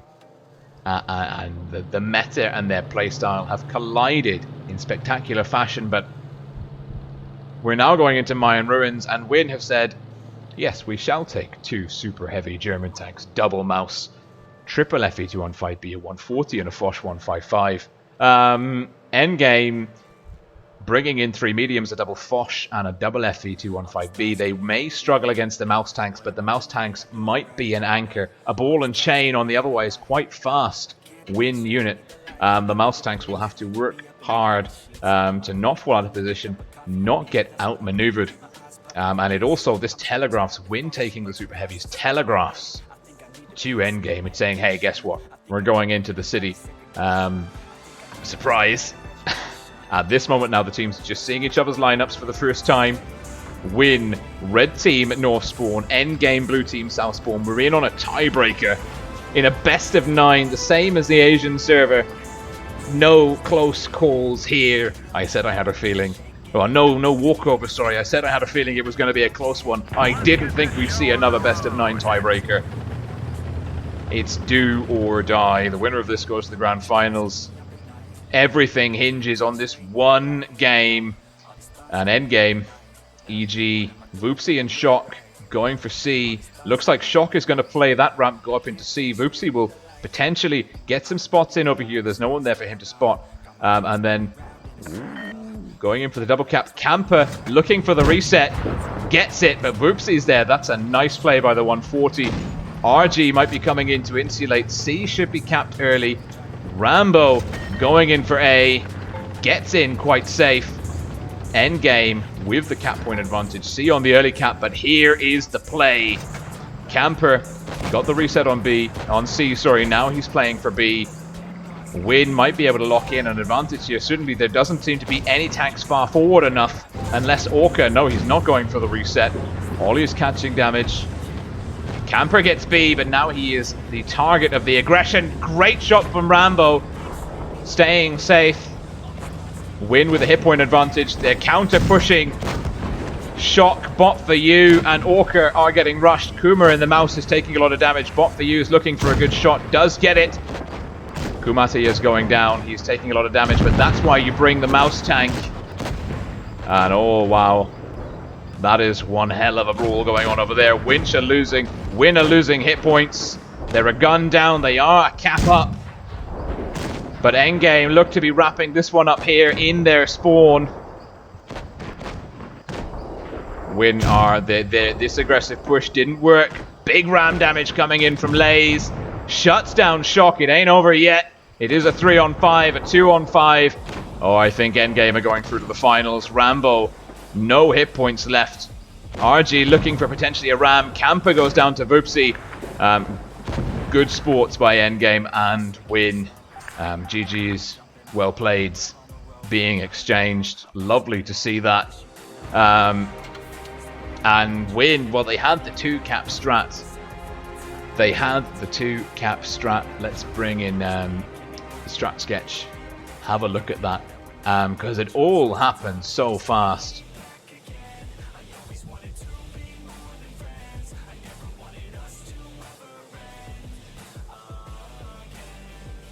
Let's bring in Strat Sketch, our old friend.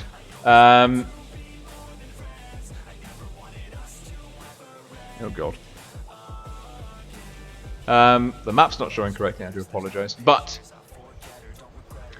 great play by Camper in the 140. Got some resets in on C, but there were 2 tanks there who were able to cap it safely between them. Camper then rotated, got a cap on B at the same time. Win were capping A. The mouse tanks pushed through. But Endgame did a really good job. They rotated the mediums in through here. They did have some tanks that pulled back into support. Endgame pushed in. Kuma in the mouse took a lot of damage pushing in this way. I think that ultimately cost them Win. The rush wasn't perfectly timed. And they were pushing into defenders that were ready for a rush. I think Endgame, after the last 2 matches, were like, hang on. We're noticing a pattern here. And I think that they expected that to happen. And they had enough guns in this corner for me to believe that they anticipated that move by Win. And it was that anticipation and the correct positioning of their tanks that gave them the edge. Phenomenal play though by both teams. Win looking so strong on Desert Sands and Dynasty's Pearl. Endgame though just seizing it on Mayan Ruins. Could have been anyone's game. Really lovely to see that Win with almost a comeback. A comeback that would have been written into mythos, being down 2-4 and needing to win 3 back-to-back against Endgame. But alas, they made it.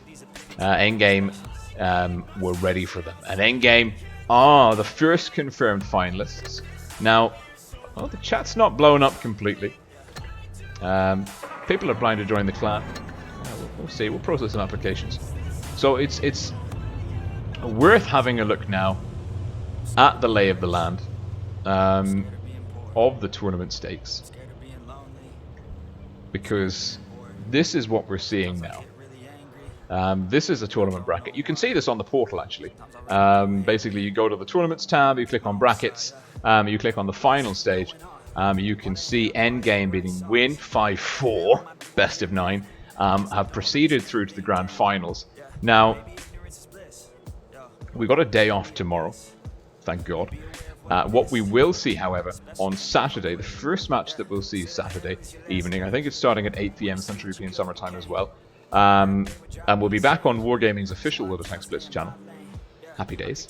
I think. We'll check. Hopefully we are. It's been fun. Loka and Raid will play off. At the moment, no one in the top 4 has been knocked out. However, Loka and Raid will play. The loser of that will go into 4th place. The winner will go through to the final of the lower brackets and play Win. And then the winner of that will go through to the grand finals. The loser takes 3rd place. Whoever wins this goes into 2nd place, plays endgame. That takes place on Sunday. It's its own event. The winner, of course, being the representative of the EU server at the offline finals, Minsk Twister Cup 2019.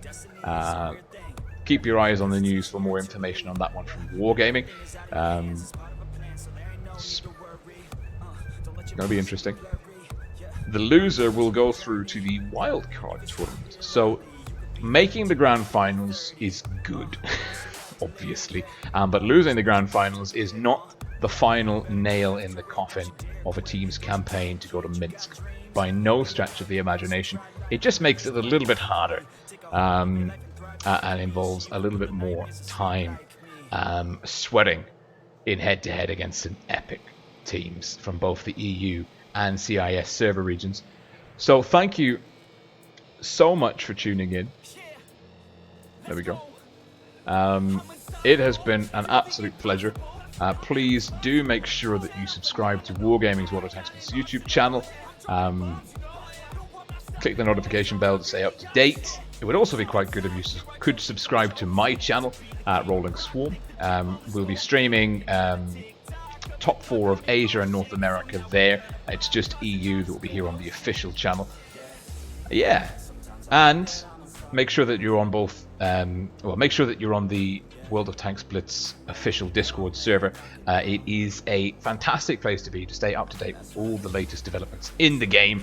Also, you have an opportunity to chat to the CCs like Meadsy69, Skate Extreme, Bushka's there, Ammonet, and also the developers and other staff members of Wargaming, such as Nopka, head of esports, Oscar Robertson, one of their kind of I don't know exactly what he does. He does a lot.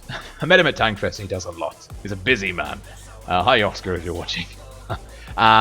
Ribble Stripe, Rexy Commandante, Alexandra, many great people on the Wargaming staff. So thank you so much for tuning in and watching. Thank you Wargaming for hosting me on channel. Always a pleasure. And I look forward to seeing you very soon for more World of Tanks Blitz Twister Cup qualifying action. Not least of all, on my channel, North America, the start of the top 4 at 3 AM Central European Summer Team tonight. So anyways, this is Rolling Swarm signing off for now. See you soon. Bye.